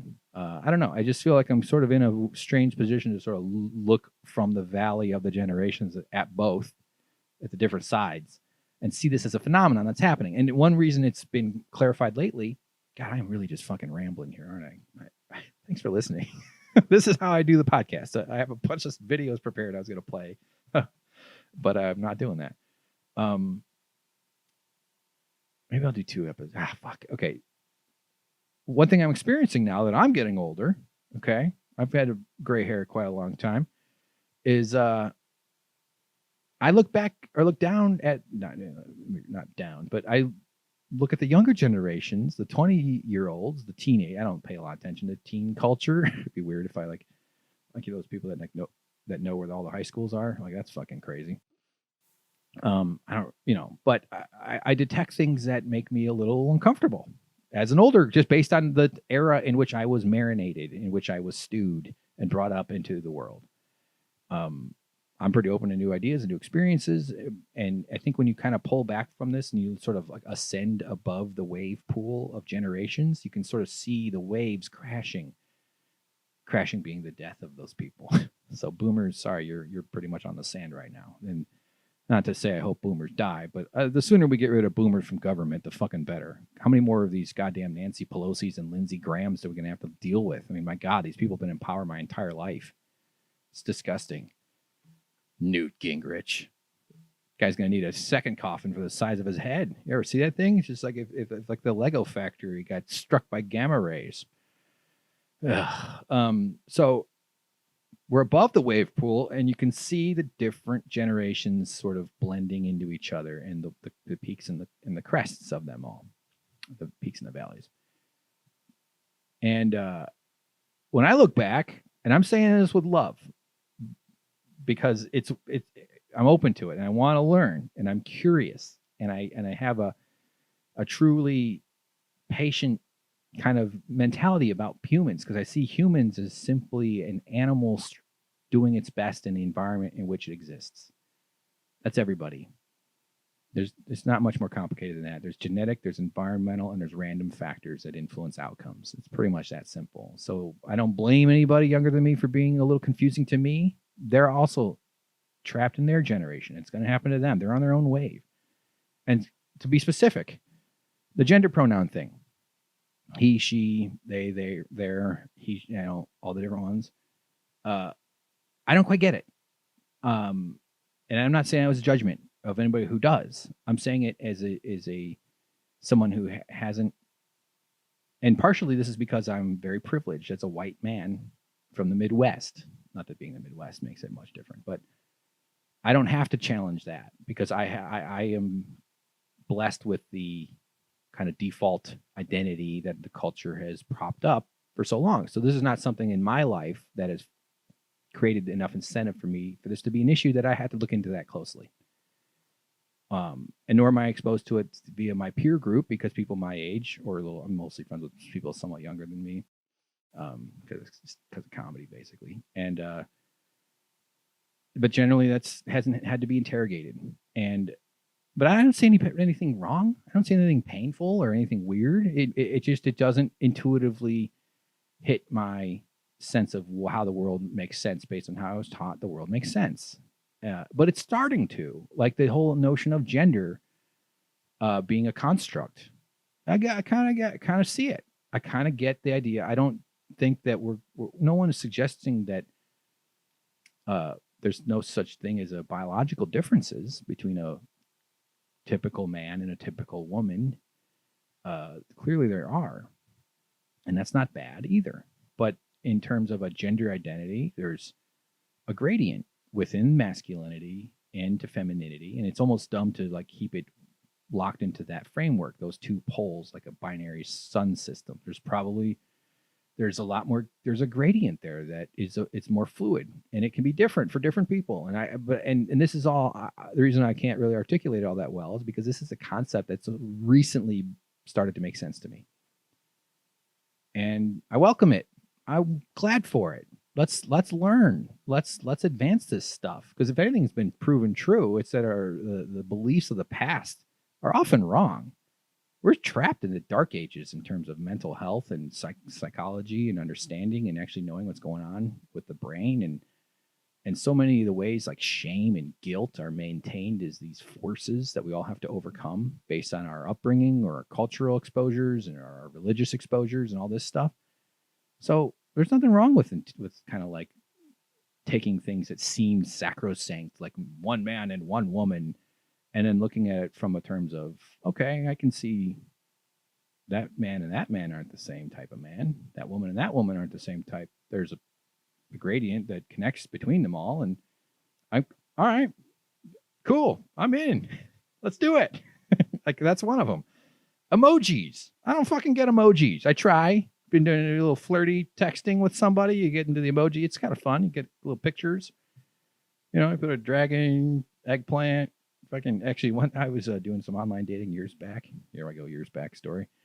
And I didn't know that the eggplant meant penis. And the girl, we were, you know, you can tell when it's flirty or not, but like, you can obviously when it's not, but like, it's sort of like mildly flirty. And I think she used the eggplant, but I didn't know it meant penis. So I think my response must have just seemed so insane. Because when the girl throws out the eggplant, you're like, okay, this has been brought up. It's time to put a peach. I don't understand the emoji thing. I'm good at it because I'm creative. So ladies, you want to get into a good emoji game? I'm down. Let's throw down. Okay. I will put an ambulance and then a heart and say, call the doctor because I need to come see you. I don't, it's making shit up. But emojis trip me up, man. I'm not an emoji generation. I don't get it. All right. Old man. This is more old man. This is just me being an old man. This whole point of this segment is me to have some old man crank stuff. Are you ready for another one? Nose jewelry. This is the one I think I can defend. Look, do whatever you want. Body modification. Do anything you need to do to your face, to your body. It's your body. It's freedom, right? You have the right. It's your space. It's your thing. It's your identity. You connect it. You connect how you present yourself to the world to your identity in any way that makes you feel safe or comfortable, or maybe even if it's part of a process of understanding all of that, because sometimes it's not as clear for people as it is for others. Okay. So that said, y'all look like you got metal boogers. Sorry. The nose jewelry, it just looks like metal boogers to me. This is my old man viewpoint, but that's what I see. That's what it looks like. The human face is a highly refined thing that evolution has made sure we're all inordinately, incredibly able to read, to understand. We were communicating with our faces before we had language, before we probably had almost any other kind of body. I mean, I imagine there's body languages and facial expressions probably kind of evolved together, but we're dialed into our faces, and you go in and you're poking holes in it, and it just looks like boogers. I don't know what else to say. That said, I welcome your metal boogers. Bring them on. Bring on the metal boogers, the ring on the side, the stud on it's the thing underneath. Do it. Hit it. Go for it. All right? Fuck that shit up. Let it happen.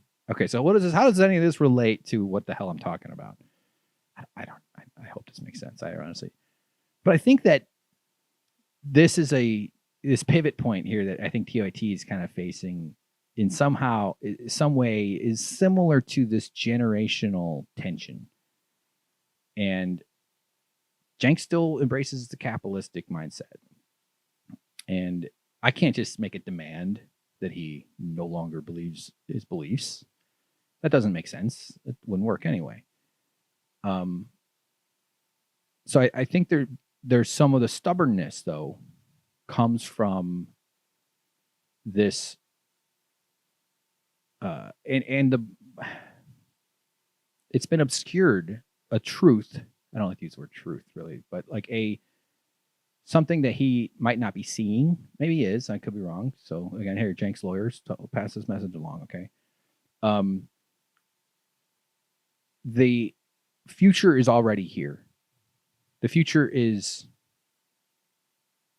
remember, I'm coming at this from like progressive movement, where the progressive movement's going, and lefty politics. But the future is the Bernie Sanders movement, because it's not about this old crotchety Brooklyn guy. It's about all the young people who hear his message and say, you're right, man. There is something wrong here. And we're going to stand up and fight for people we don't know. Bernie Sanders just was a lonely little candle in a viper pit of American politics for such a long time. And finally, he's caught on. The curtains are on fire. Now the painting of old Aunt Edna is catching on. Now the lamp's on fire. The ceiling's on. Okay, you know what? Fire might not be the best metaphor for what's happening. But Bernie's candle is no longer lonely. And young people aren't, the propaganda about socialism, the propaganda about just the brilliant gift of capital. God damn it, it's already an hour and 40. Fuck, this is so much longer than I intended. That's not a thing anymore. Young people aren't scared of that. They can look it up. People are still susceptible to manipulation and to propaganda and to the environment in which they were raised and to how they ingest information. And I just think that this is way bigger than Cenk understands. And there's kind of a really good, like someone with Cenk's style, let's just say. He's bombastic and charismatic and kind of a natural performer, really turns on the camera. And by the way, he's not like that off camera. It'd be kind of crazy to have a guy in like the break room going, of course! Like, and you don't even really interact with him that much. And the times I have, he's very, very polite and cool. I think my employment agreement allows me to say that talking to the guy was fine. Good guy. But I'm saying his on-air persona sort of coincided with a time where we needed to be persuaded into some of these concepts a bit, right? Like partially what I try to, again, I don't have any listeners, or very small, and but I have these kind of insane thoughts and these imaginative notions and utopian thinking, and I want to just say them, but a part of me says, Hank, you sound insane when you say crazy stuff like the tax rate above $50 million should be 100%. But partially why I am okay with it is, one, I'm a comedian. I mean, I call myself a comedian, even though I haven't done stand-up in a few years actually now. But I have to say that, or else I'm just some crazy, nutty maniac who has bad, poor sense of social boundaries. so that's just a longer way to describe a comedian. So that's what I say I am. And I'm trying to be funny too. I'm just willing to embarrass myself for your benefit. So you're welcome. And I think there's something persuasive about people who are willing to say things that you aren't normally allowed to say, that are outside the zone, that kind of introduce a concept via a joke or like a sales pitch, but like kind of like to stretch your imagination slightly, just to like open up a little spot in your imagination to allow for these concepts to sink in. Because this is taking time for me too. There's resistance to stuff. There's resistance to new information. There's resistance to these new concepts. I think I'm a little bit more open to it because I'm open to new ideas, and shit hasn't really worked out for me. So I'm not invested in maintaining a system that's mostly just caused grief and difficulty in my life generally. So I think kind of a version of that's occurring with this too, in a way. There's sort of that generational inertia, I don't know what age Cenk's age is, or whatever. It's not that important, but he's in his 50s, I think. That this, I think what would be really healthy for him to do is to look back or turn around on his wave and look at the wave coming up behind him, where Haas is, where I am, where Chapo is. I don't want to use too many, like, you could see a lot of success in this world. Jimmy Dore, his politics, I don't even agree with most. I shouldn't say most, but like, I'm not trying to pick a fight or anything with Jimmy Dore. I'm just saying like I'm bringing him into this because it's not a cohesive thing either, and it shouldn't be. There should be a variety of viewpoints and opinions and stuff. Kyle Klinsky, Michael Brooks, Anna Kasparian, like these sorts of. Not that I'm speaking for any of these people again, but this generational thing creates resistance to change, and it might make it harder to see both the strength of what's coming up behind you and as well as the potential opportunity. And so I'm saying this from a kind of a self-reflective notion, if I may, being a nobody in the lefty taco sphere. I'd like to be a somebody in it. I'd like this to become my career and make some money doing it, with a Patreon community or videos or whatever the fuck. I don't know. I've been making some mini documentaries and, so it's all very scary, to be honest. But I'm saying with some self-reflection that we need to persuade those of Cenk's ilk to see what's obvious to us. Because it's really easy to get into name calling. It's really easy just to get into dragging him on Twitter or trolling Cenk on Twitter or just going at him from that perspective. And I think the healthy approach is to say, what aren't we communicating? What are we missing here? We're not getting this message through as best as we can. And I don't know the answer. I'm not saying I have the answer. I hope to develop that answer. That's why I kind of just play with these concepts. Doing a solo podcast, just bonkers. So this is an opportunity for us to say what's missing in terms of how we're communicating this stuff, because we need Cenk. We need to get him on our team. The future is here. It's obvious to so many of us, and there was a phase, and I think he's still in this phase, where Cenk's personality coincided really well with what people needed to hear, which was someone brave enough and bold enough to speak up loudly. Oftentimes it turns people off, which I understand, and bring people into the fold, into progressive ideas. Converting them from libertarianism or from conservatism or whatever, or just sort of clarifying their own liberal instincts or their own, whatever. I used to call myself a liberal, I guess. I don't really anymore. I wouldn't say so. I don't know. Those words are all sort of like fences. They sort of just lock you in, and people are generally pretty idiosyncratic when it comes to how their politics all shakes out. And so I'm hoping, I'm not saying I'm going to do this, I'm just sort of speaking that there's a phase, a new phase is beginning. There's an overlap here where someone with Cenk's characteristics, and he's done a lot of good in persuading people, in communicating progressive ideas and giving a platform to candidates who wouldn't normally be able to reach a lot of people, and being part of the Justice Democrats and all that stuff. It's all wonderful things for the world. And his personality coincided with what I'm going to use a word that I feel like is insulting, but I don't mean it to be, but it's like a sales pitch in a sense. Like you need a person whose confidence replaces yours until you're persuaded by it. That's kind of what a sales is. And not that it's bullshit. People you can sell true, valid things that are defensible, and you can also sell lots of crap. That's one thing that's so disheartening about Michael Bloomberg and this fucking latest coalescing around Joe Biden is how freaking susceptible people are to propaganda.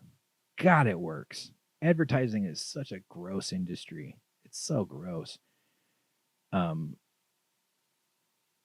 And the style of persuasion evolves. It's like, I don't think anybody likes being advertised to. We kind of all recognize it as a necessary evil in terms of online content. Websites have to make some money. People can't do stuff without money. They got to have little ads. They got little pop-ups. Videos have ads play. Videos have, interrupting ads. There's all sorts of stuff on this. I mean, it's this whole massive, crazy industry. I've gotten close to working in the advertising industry, and it felt like I was signing up at the Death Star. It's horrible. And look where it got me. Fucking broke as shit, man. And this stuff tracks, like, look at the history of advertising. It tracks through these generations of persuasion. Advertising used to be just like a picture of a nail and a price. 5-cent nail.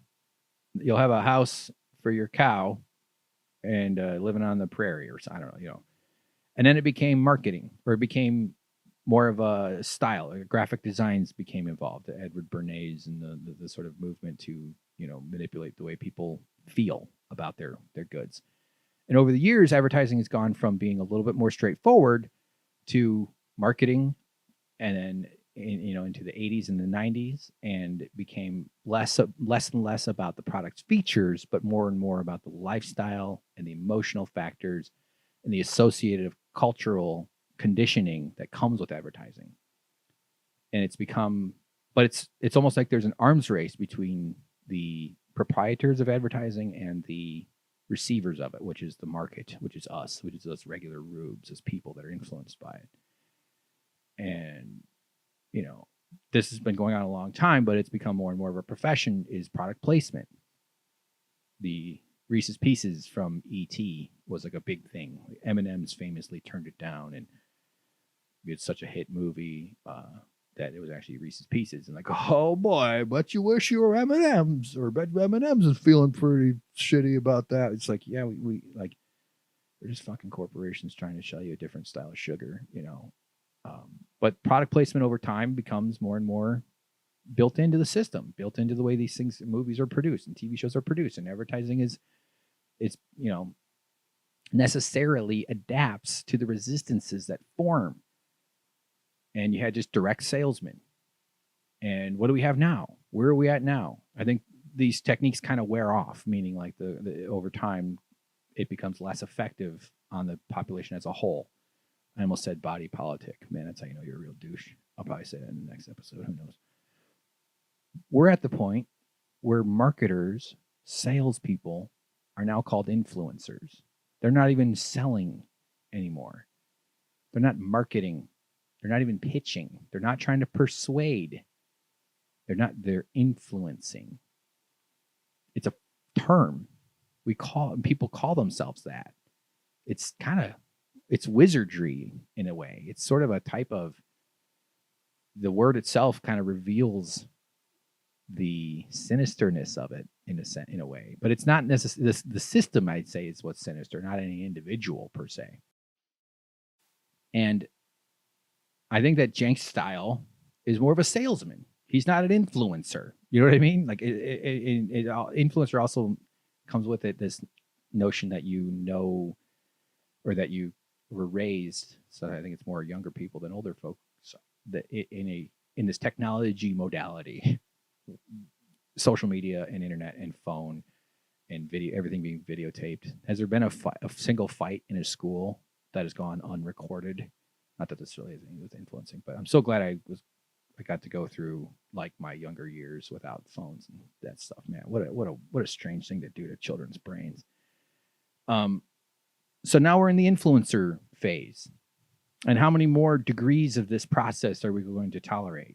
People are going to become more and more resistant to that, to what influencers are selling. It's my workout goal, by the way. I want to get really hot, have a nice butt, look great in a bikini, and then just like hold a can of Mountain Dew next to my butt and be like, check it out. Influence Mountain Dew. And then Mountain Dew gives me $10,000. Doesn't that sound nice? And I'm not saying that we should do more influencer-y. I'm only pointing it out to say that the salesman phase, I think, is on its way out, being replaced by influencer phase. And why democratic socialism and the democracy in the workplace, which is a way of describing unions, are ascendant, and why Bernie is ascendant. One, Bernie is very consistent with his messaging. Talk about a persuasive person.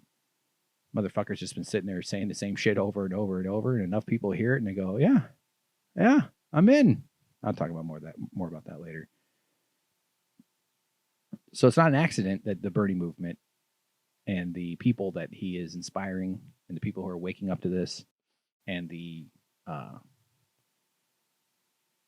because it's about self-worth. And that's why I have hope. I was trying to say this earlier. I don't remember if I said it or not, but the socialist project to me is not that difficult because I don't think it's that hard to talk people into their own self-worth. You've been conditioned out of it, either through the cycles of abuse and difficult childhoods that sustain themselves through our various generations, or through just this kind of capitalist coldness that diminishes your self-worth, creates a void, and then fills that void with profitable exchanges. And we're entering a phase, and it's accelerated by climate change, where that's part of the fear, and that's also part of the anger and the urgency of younger generations at seeing that this shit, this cycle, this sort of, let's say, natural cycle of the older generation feeling uncomfortable with the younger generation, but eventually time goes on, and that the younger generation replaces them in terms of power, leadership positions, and now they're the older generation. That pace is too slow to save the species.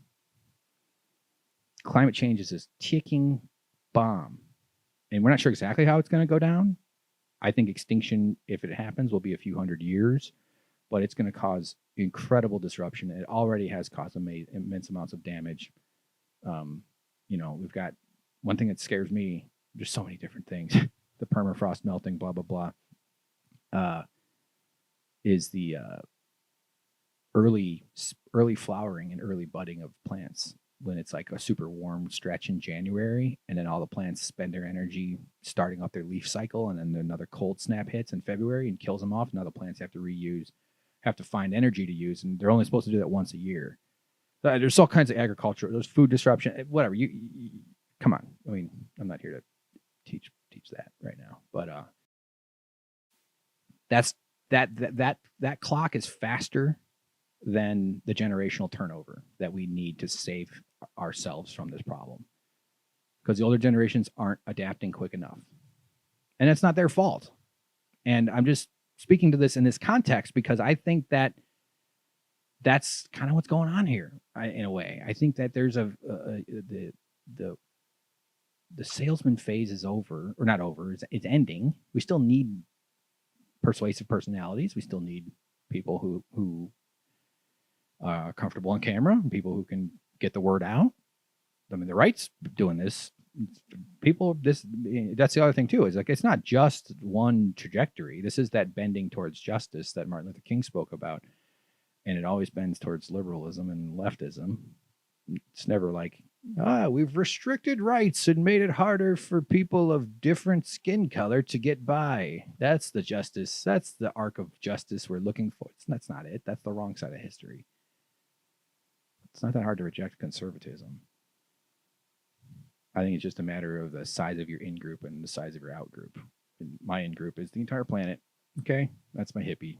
Every poor person, every dumb motherfucker unfortunate enough to be born has to face a set of challenges and difficulties, and that's literally every person on the planet. So widen your in-group, conservatives. So I don't know. I'm just rambling here. I hope some of this is making sense. I really have no idea if it is or not. Oh man, 2 hours now. We're just coming up on it. Jesus Christ. So my hope, as far as the TYT union thing goes, is that Cenk sees this as an opportunity to grow his business. I think that's what makes sense to a capitalist mind. And maybe there's some room for introspection, and there's some room for personal growth in terms of which generation do you want to be associated with? Not to say that it's that simple or that's how you define your legacy, but join us in the future, Cenk. Come, we need you. There's an opening here, and we need you. Part of what the salesman phase ending means to me is living it, is doing it. The talking, the persuading, well, you did a good job. And now we live it and we prove it. And I'm not even going to benefit from that. Honestly, I was looking forward to getting to the union. I was quite excited to have a union job. It was going to be a big help for me. I needed some money. I was really looking forward to taking a vacation that wasn't just home. Go sleep in my dad's extra bedroom. Man. So I feel like I just totally am wasting your time, and I don't want to start repeating myself. I have a lot of these thoughts here. So just to kind of summarize, I guess, the threat of climate change creates an incentive for why this is more urgent than older generations might understand. This generational turnover has got to accelerate if we're going to get rid of the people that are obstructing our ability to save ourselves. And I'm not saying that's Cenk. I'm not saying that at all. In fact, like I said at the beginning, I fucking hope Cenk wins his election tonight. It's coming up on 5 p.m. here on Super Tuesday. I've seen no results at all. I have no idea. I really hope he gets in, man. Like, that'd be great. He won't listen to Nancy Pelosi's nonsense. One of the things freshman congresspersons have to do is fall in line. They want to get the right committee assignments. They want to start playing the kind of politics game within the club. You got to follow what the leader says. And I don't think that'll be Cenk. One of the most wonderful things of the last 4 years was when AOC, remember when she first got into office, future president Ocasio-Cortez, Mitch McConnell wasn't showing up for a vote or he was, tabling some kind of proposal. I don't remember what, but she went looking for him. Where's Mitch? She did. She was following her instincts. And I imagine she's probably made some compromises that people with my viewpoint might find distasteful. I don't expect purity. I don't expect perfection. She's done an amazing job. I can't imagine the pressure she's under. So I do make room for people to screw up, for people to, make decisions based on information I don't have.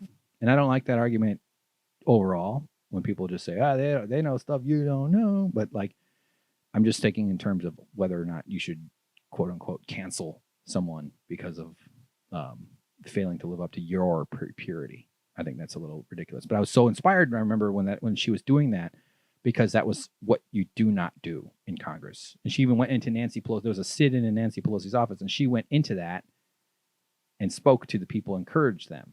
You don't do that as a freshman congressperson. So I think Cenk will follow a similar model. Not to say he'll be like AOC. I'm saying that he's not just going to play this same dumb game where he just immediately becomes, begging for donor money like they do on K Street and, just playing this stupid politics game. He's not going to be a Tim Kaine. So I want him to get in. And I want him to recognize the union at TYT or the board or whoever the hell makes that decision. You guys are missing out, man. You're missing a huge fucking opportunity here, and you could totally turn this thing around and do what's best for your employees and for yourself. Let's clean up this food fight, dude. I want to help. God damn it. It's not about hurting anybody. Okay. All right. I don't know. I'm probably just going to keep repeating myself. God. Oh man. Dude, I had so much to say. I have video of Pete Klobuchar endorsing Biden. So I'm going to look out of place if I'd make this stuff tomorrow. This election is so big. Okay. Let's do Chris Mathews. We're at over 2 hours. Fuck. A horrible way to do a show. Okay. We're going to do this real quick because this shouldn't take too long. So, all right, so you'll remember during the Nevada primary, Chris Mathews was having a conniption fit right after James Carville went on stage on camera and embarrassed himself. So somehow that guy's turned that into millions and millions of dollars of wealth and influence. Him and his wife, Mary Marley. She's a conservative. He's a Democrat. They're both on the same fucking team. Give me a break. Okay, sorry. So this is about Chris Mathews. This was on the afternoon of the Nevada caucus when Bernie was blowing everybody out of the water. And I played a tiny role. This is so stupid. This is more just about my ego. I clipped out this video. I was watching MSNBC on my legal website that I know of. And I happened to be recording because I was just thinking I might be doing this podcast, right? I've been prepping for this thing for months or just not quite getting to the point where I actually pulled the trigger on it. And he said this crazy thing about Hitler, the French General Renault calling Winston Churchill and admitting that they lost to the Nazis. So let's just listen to it. You've probably already heard it, but let's play it. I'm reading last night about the fall of France in the summer of 1940, and the General Renault calls up Churchill and says, "It's over." And Churchill said, "How can it be? You got the greatest army in Europe. How can it be over?" He said, "It's over." So I had that suppressed feeling. I can't be as wild as Carville, but he is damn smart, and I think he's damn right on this one. What a jackass, man. Damn smart on this one. Give me a break. So he's saying that the Bernie Sanders and the movement behind him are equivalent to the Nazis invading and defeating the French army and taking over. It's deeply anti-Semitic. It's deeply inappropriate. And some people are getting on there saying, well, he's just talking about the feeling of lose. It's like, yeah, you don't do that. He's got a responsibility to the audience to not say shit like this. What an idiot. But I clipped this out and fired up my Premiere machine and edited it and put it out there. And so I posted it under Ken Klippenstein's Twitter because he was tweeting it a little bit.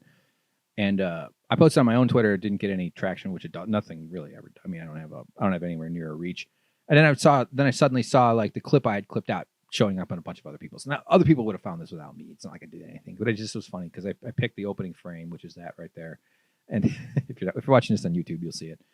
And so anyway, I recognize that. That's a minor thing. I wanted it to be all from my Twitter, and it wasn't. And that's the most immature and egotistical thing. It's ridiculous. So he said that, and everybody rightfully freaked out. So it actually got up to the brass, and they made him go on air and apologize. So I think this is Monday, I want to say.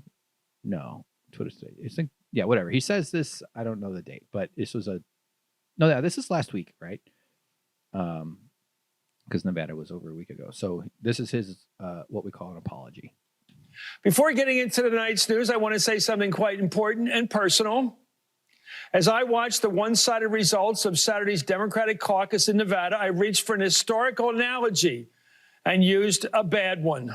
I was wrong to refer to an event from the last days, or actually the first days of World War II. An event. Senator Sanders, I'm sorry for comparing anything from that tragic era in which so many suffered, especially the Jewish people, to an electoral result in which you were the well-deserved winner. Yeah, I think that's something he should apologize for. He just won an election in a democracy, what we call a democracy, and he said, "This is just like Hitler." What you fucking asshole. This is going to be a hard-fought, heated campaign of ideas. And stupid ideas from people like me because I have a rotten brain. It's been poisoned by Washington politics forever. Days and weeks and months ahead, I will strive to do a better job myself of elevating the political discussion. Elevating? He's never elevated shit. I was one time he fucking starts talking about like stacking up tuna cans. He's like, remember the old thing with the tuna cans? They just gotta fit right. Like, and everybody, all his guests have to look at him like he's making any sense. All right, I don't know what the hell I'm talking about. Congratulations, by the way, to you, Senator Sanders, and to your supporters on a tremendous win down in Nevada. Yeah, thanks. Thanks, hard-nard, dumbass. All right, so then we all get a little surprised. This was actually, people were like, good, he did the right thing on the low standards by which we judge these kinds of apologies. Yeah, great, good, you did it. Go get back to your millions and millions of dollars and your bullshit spewing your propaganda, your fucking mainstream establishment propaganda. So let's jump ahead to, I think this was Monday night. This is real recent. Hold on, my Premiere here. What the fuck? Let me start with my headline tonight. I'm retiring. Wait, I gotta hear that again. Hold on. You're out. Your mom. One more. I'm retiring. Yes. One more. I'm retiring. This is the last hardball on MSNBC. And Oh. obviously, this isn't for lack of interest in politics. As you can tell, I've loved every minute of my 20 years as host of Hardball. Especially the times when I was flirting with women and it was really inappropriate and making them uncomfortable. I play hardball in the green room. Every morning I read the My Chris Mathews could be a lot better. I'm a little rusty, guys. I haven't done this in over 3 months, so give me a break. papers, and I'm gung-ho to get to work. Not many people have had this privilege. I love working with my producers and the discussions we have. Who the fuck else in the world gets to be such a loudmouth dumbass and be paid so much and not lose their job? I'm surprised it took this long. Over how to report the news. And I love having this connection with you, the good people who watch. I've learned who you are, bumping into you on the sidewalk or waiting at an airport and saying hello. You're like me. Telling you I like the way your tits bounce. I hear it from your kids and grandchildren who say, my dad loves you, or my grandmother loves you, or my husband watched it till the end. To the end. He kills. Well, no. Well, after a conversation with MSNBC, I decided tonight will be my last hardball. So let me tell you why. The younger generations out there are ready to take the reins. See? That's what I was talking about. The younger generations, right? Get out of the way, old folks. We see them in politics, in the media, in fighting for their causes. They are improving the workplace. We're talking here about better standards than we grew up with, fair standards. A lot of it has to do with how we talk to Yeah, we would like to have more fair standards than what this guy grew up with. each other.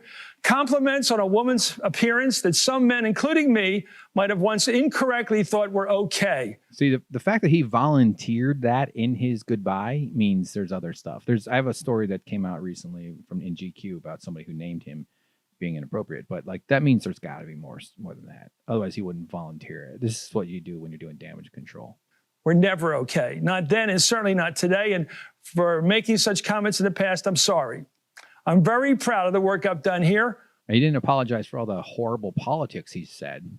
Long before I went on television, I worked for years in politics, was a newspaper columnist, an author. I was a tuna can stacker.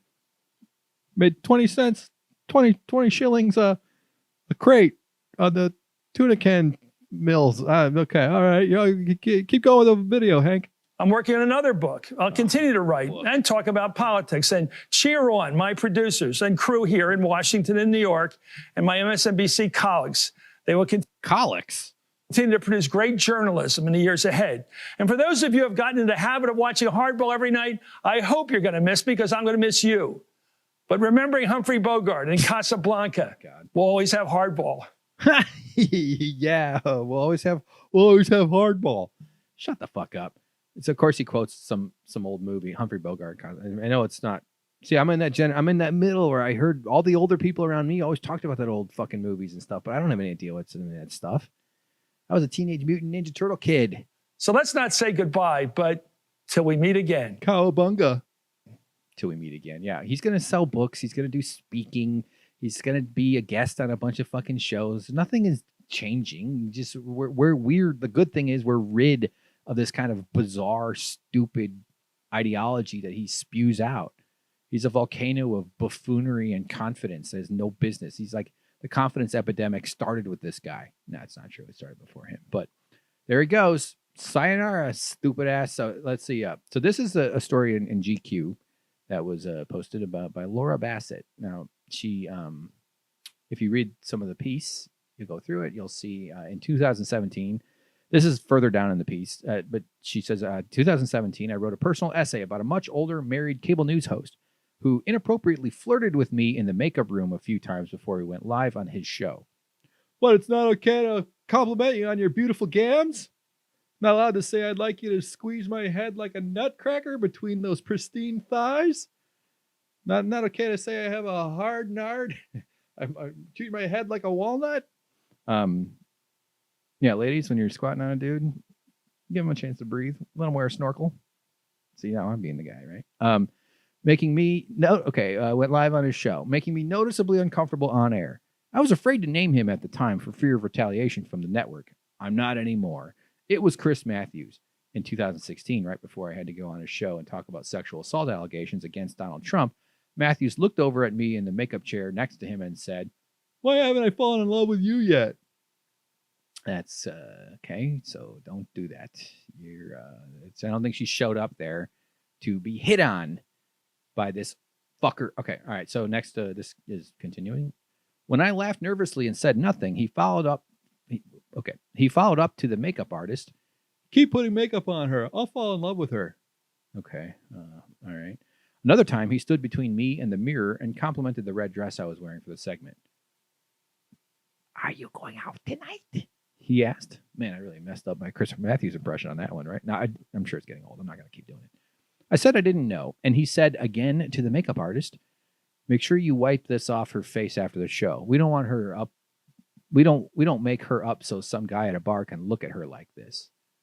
Wow. That's so he's saying she's so attractive from the makeup that I'm looking at her in a way that we don't want other men looking at. Is that kind of, I don't know. That's sort of, that one I should have saved the impression for that. Continuing, again, Mathews was never my boss. I'm pretty sure that behavior doesn't rise to the level of illegal sexual harassment, but it undermined my ability to do my job well. And after I published a story about it, even though I didn't name him, dozens of people reached out to say they knew exactly who it was. Many had similar stories. So these powerful men just treat women and people below them like chew toys for them to just play with. They can impose what they think is harmless flirting on. What the fuck am I? Why am I speaking about it? But like so many others this happened to. Look at Fox News. That entire organization was a sexual harassment factory. Matthew Lauer. I almost called him Dennis. I don't know why. Here we go. A fellow cable news pundit who doesn't want to be named for professional reasons said Mathews invited her on to talk about misogyny in the Republican Party, telling her that he planned to draw a comparison to the 60s ad men show Mad Men. Right before going on air, he turned to her and asked whether Joan's proportions are real, referring to the body of a curvy character on the show. Hey, is that woman with the nice tits? Those are real? Or and those fun bags inflatable? Those real? Okay, referring to the body of a curvy character on the show before seamlessly transitioning into a supposedly feminist segment. She was shaken like I was. Parentheses, at the time of publication, MSNBC had not yet responded to GQ with comment on either incident. So there's more to the article. GQ, give it a look if you're curious about it. Yeah. And then the next day, so this hit like a bombshell, right? Everybody's like, whoa, bombshell. Whoa, everybody look out. So Joe, Morning gets a hold of this, and he and his, actually Mika Brzezinski and her husband, Brzezinski, Mika, they are the Washington stalwarts. The wake up with Morning Joe. Don't do caffeine. Take these two Nimrods and put them in your coffee. Okay, here we go. So they had to get in on this, and they seem to be kind of shooken up. We're just going to play this. It's kind of long. I made a few markers. We'll just go. Of all the television personalities I've ever known, this is Steve Kornacki talking. As a viewer, Chris is the most human, and I say that because I can't draw on a whiteboard, and it's making me. He's having emotions. This guy's having emotions. As one of the highest compliments I can pay to someone. I'm sorry. I think you got him. And I think he got you. And all of us are going to miss him. God, he's gone. He's gone. Motherfucker, I just gave a speech at my grandma's funeral, okay? This is not a funeral. The guy's going to retire to making money easier. That's his punishment.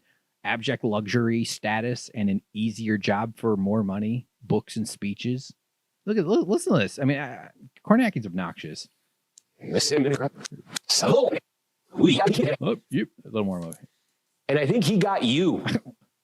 And all of us are going to miss him. Oh, God, it's so hard. What a moving night. Yes, King. Last night. And when Steve Kornacki called Chris Mathews the most human TV personality he had ever known, Steve, of course. I like they're trotting out the word human to replace the word flawed. When someone is retiring because they fucked up and because it's like, well, we're all human. Boy, we all make mistakes. And that's true. Humans are a mix of goods and bads. Good people have a higher ratio of good to bad, hopefully very high.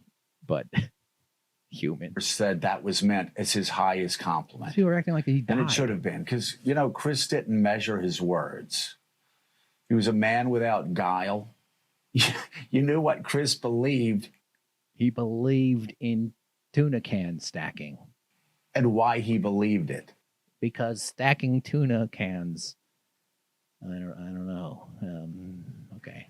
He was a former Capitol Hill cop who always wore his heart on his sleeve. And through the years, Oh, watch Mika here. She takes a big breath. I made a marker. She makes a breath like she's just trying to hold it together. occasionally got Tip's favorite guy, Tip's go-to guy, Come on. in trouble. But you know what? I don't give a fuck what. Let's go to the next one.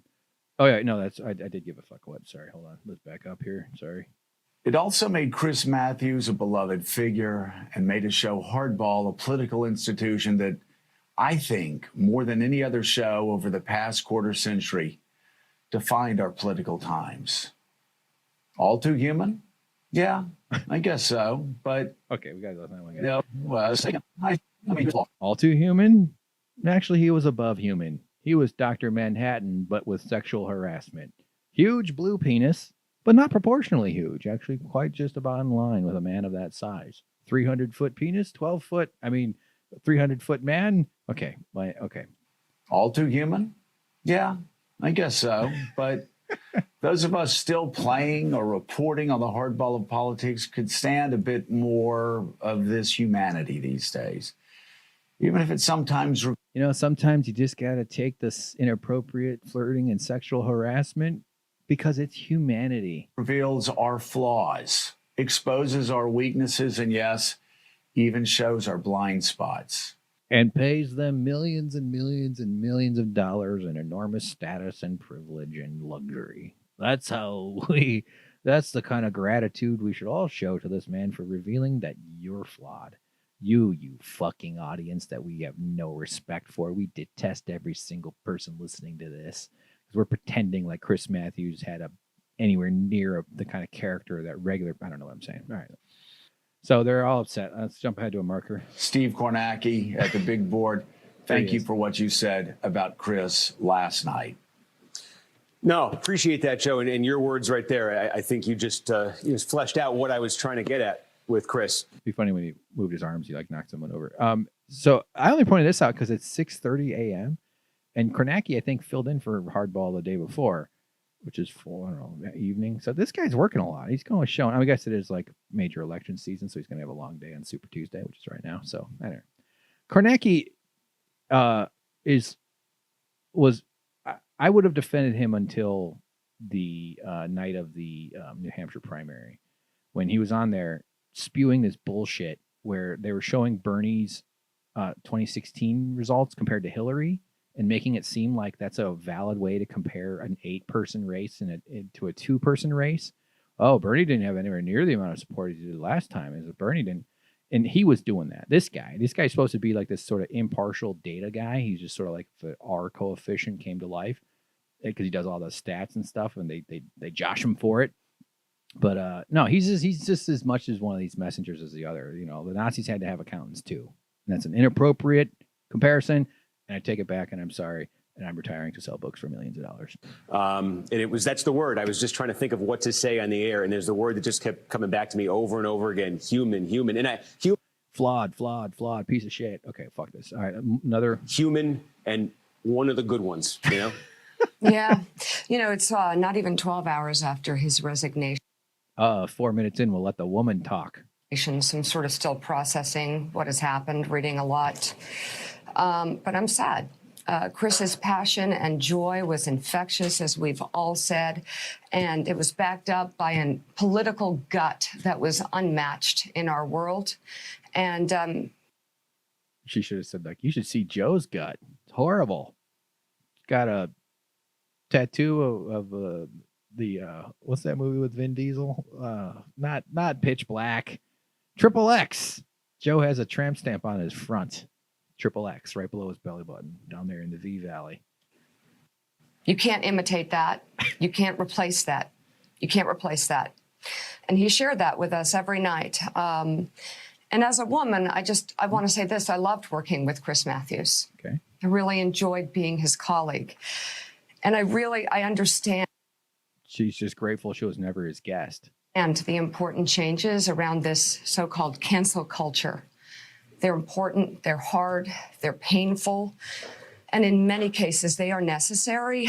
I do wonder at this point, though, as we move forward and we look at this and what happened here, if there might be a better way for all of us in the future, where we work through this and get to a better place. Now we could just go to back to the way it used to be, where abusive men were defended by everybody throughout the entire process. And if you spoke up about it, you're the problem. Pointing it out, that's the problem. That's what maybe we could all do better. Maybe the people doing the abuse need to go and the rest of us can do better. That's the cancel culture part of it. Yeah, there's a lot to say about that word. Everything's designed to provoke an emotion, isn't it? But for now, I'll just say I'll miss him every night at 7 p.m., but I remain his friend. She's like, they got one. They got another one. He did it. He's the one who was doing all the inappropriate stuff. It just so happens that we've reached a point, and we're still trying to get there fully, because I'm sure this is still not anywhere near full, where the victims of these people don't have to face the same negative consequences for speaking up as much. That's it. That's where we're at. It's not complicated. So anyway, Morning Joe's upset about it. And, I don't know. You like the people you work with. It's just weird. I don't know. I'm not saying I expect them to say exactly how I think or feel about it, but it's just funny to see the establishment and all back each other up. Oh man, I just want to keep going. I got all this other timeline laid out. It's so awesome, but I'm going to call it quits. 2 hours and 30 minutes about here. Thanks for listening. If you're new to the show and you're still listening, hopefully you're enjoying this. This is kind of what it is. I'm going to get better and a little more efficient and smarter and not so rambly. Podcast started in 2010.